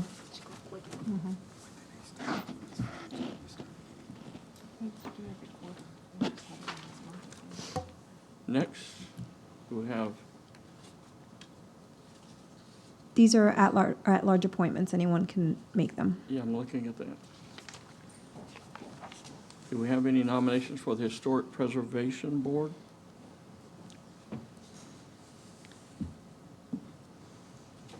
For the alternate positions? I would ask if we just hold off on until we get applicants who this is their first choice.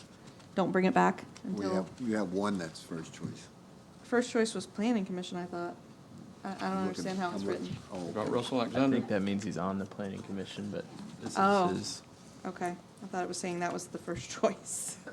That means they But they're applied on for the Planning Planning Commission also. Oh. I'm sorry? They applied for Planning Commission also. I think they just need to serve on one at this point, especially. Those two boards, yes. Can we move forward on that one then? Wait for some additional applicants, especially since they're only alternates. The Police and Firefighter Pension Board, I might make a motion for Corey to be appointed. Second. Wait a second. What did you just say? He made a motion for Corey Targia. To serve in the vacancy of seat 1? Yes. Okay. Do I have a second? You said that second, right? Yes. I'm sorry, I'm trying to keep up with all this. So we have a motion and a second to appoint Corey Targia to seat number 1. Madam Clerk, please call the roll. Councilmember Matheny? Aye. Deputy Mayor Urban? Aye. Councilmember Gilbert? Aye. Councilmember Fletcher? Aye. Mayor Blackwell? Aye. Motion carries 5-0. The Tree Advisory Committee. Motion to reappoint Tamron to the Tree Advisory Committee? We have a motion from Councilmember Fletcher for the appointment of Tamron Fernandez back to seat 5. Do I have a second? Second. Madam Clerk, please call the roll. Deputy Mayor Urban? Aye. Councilmember Gilbert? Aye. Councilmember Fletcher? Aye. Councilmember Matheny? Aye. And Mayor Blackwell? Aye. Motion carries 5-0. And we have no one for the vacant position. Bring us to the Zoning Board of Adjustments. Seat number 5, an at-large appointment. Do we have any nominations for that seat?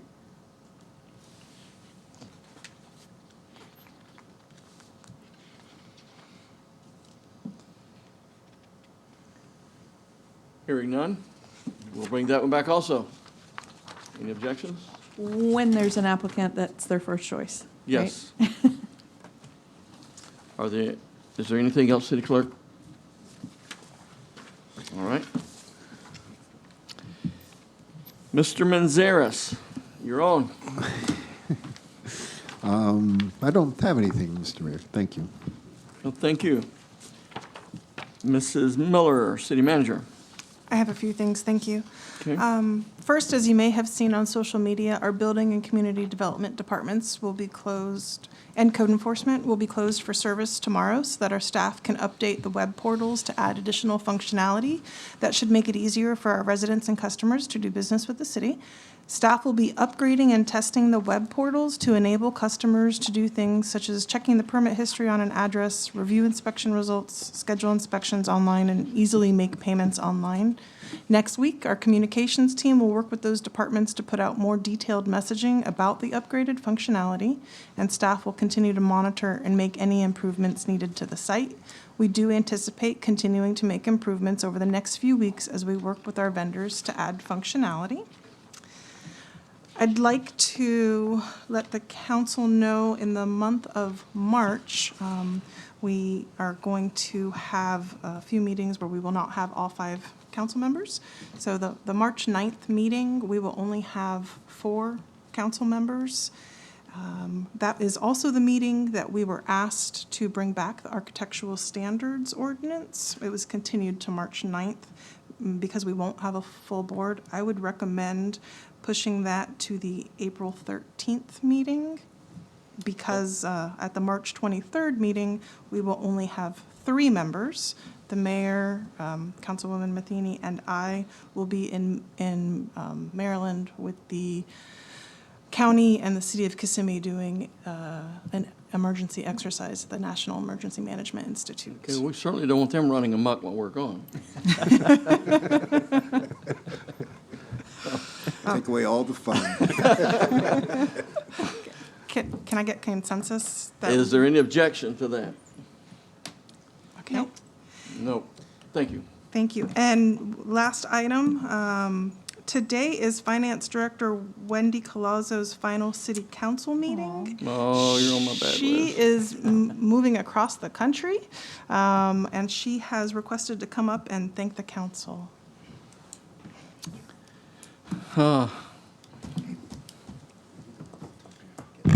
Last one. Wendy Colazzo, Finance Director. I just wanted to take a moment, because to the date, almost, we are at 3.927 years that I stood on this podium. And I just wanted to thank this council, the residents of St. Cloud, for allowing me to serve. Some people that are not here that I wanted first to start off with is Councilmember Askew, who was always so eloquent on that day, May 13th, when I was told 25 minutes before I had to get up to present a budget amendment that I'd be talking on the diocese, and he was, I remember, very kind to me. To the two new council members, it has been wonderful to see you guys grow and start off, and there's a ton of things going on, and I look forward to watching that. To the mayor, I'd just like to thank you for always being eloquent to me. I appreciate the prayers you have done for my family as we set off 3,000 miles. And to the remaining council, thank you so much for always being so respectful and so appreciative to everybody on our team and to myself. Last but not least, and they're never least, to my staff, those 15 individuals who allow me to do this job and make it look good. They should be doing something else tonight, but they're probably watching this council meeting. I'd like to thank them because it is because of them. They're the most dedicated professionals I've had the privilege to work for. So, also, finally, in honor of what made the fire chief laugh a long time ago and made this room laugh, this is my final one. Thank you so much again. It is not goodbye, it's see you soon.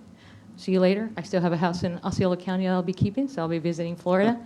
And for him, hopefully he laughs today. Rawr. That's it. So thank you so much. I was wanting a niner or something. Yeah, we are certainly going to miss the incredible and unique way that you would announce different resolutions and things. But most of all, we're certainly going to miss your professionalism and the incredible way that you did your job with such excellence. And the city that you're going to is going to be very blessed to have you there. And I know that we certainly have a capable staff that you've helped train that will be trying to fill your shoes until we can make that decision. But we do send you out with our blessings and our prayers, and Godspeed and God's blessings on you. Thank you, sir. Thank you to this council, and thank you to St. Cloud. I appreciate it. Thank you. Mayor. Manzares. Yeah, I'm sorry. I did have one item. I thought Mrs. Miller was going to address it, but I just wanted to inform the council. On the other code enforcement matter that you heard at the last meeting, there was a reduction in fine where the respondent was offering $10,000. The council reduced it to $20,000. They paid that fine in about a week after that, so the city received that money. So Good. That was a nice success story for the city. Excellent. Mrs. Miller, you have anything else? No, thank you. That was all. All right. Councilmember Athene. Don't get used to it, but I don't have anything. Could somebody please put that into the record? Councilmember Irvin. Unfortunately, I will not be here at the next council meeting on March 9th, but just wanted to thank everybody for this evening. That's all. Don't have anything. Councilmember Fletcher. I do not have anything this evening. Councilmember Gilbert. Thank you, your shining star. And I guess it's my turn. I had the joy of going back, serving once again on the MAC, the Metro Plan Advisory Committee, and enjoying my first 2.5-hour meeting. What I did, I have brought you back all a colorful brochure that kind of gives you some of the notes of some of the things that the Metro Plan is doing. It's pretty overwhelming, all of the things that are going on in the area of transportation across Osceola and Orange and Polk County. And so I'm looking forward to hopefully getting some of that down here this way. I'd like to go over our information section at this point. Thursday, March the 9th, there will be a city council meeting at 6:30 p.m. here at council chambers. The council workshop scheduled for March 16th has been canceled. Thursday, March the 23rd, there will be a city council meeting at 6:30 here in council chambers. I'd like to also make you aware that Saturday, there will be a Community Day of Love at Hopkins Park starting at 12 noon, going till 5 p.m. with a full slate of activities for that day, and it will also be the beginning of the celebration of Black History Month at that event. The report for warrant list number 5 is available for your review. With that, we have no other items on my agenda. We will be let me say one other thing. I just want to say commend our police force. They've had a challenging week this week and have done some pretty amazing things, and we certainly thank you for all the hard work you guys are doing. And the fire department was certainly a part of that too also, so thank you guys. Warrant list number 5. And with that, we are adjourned.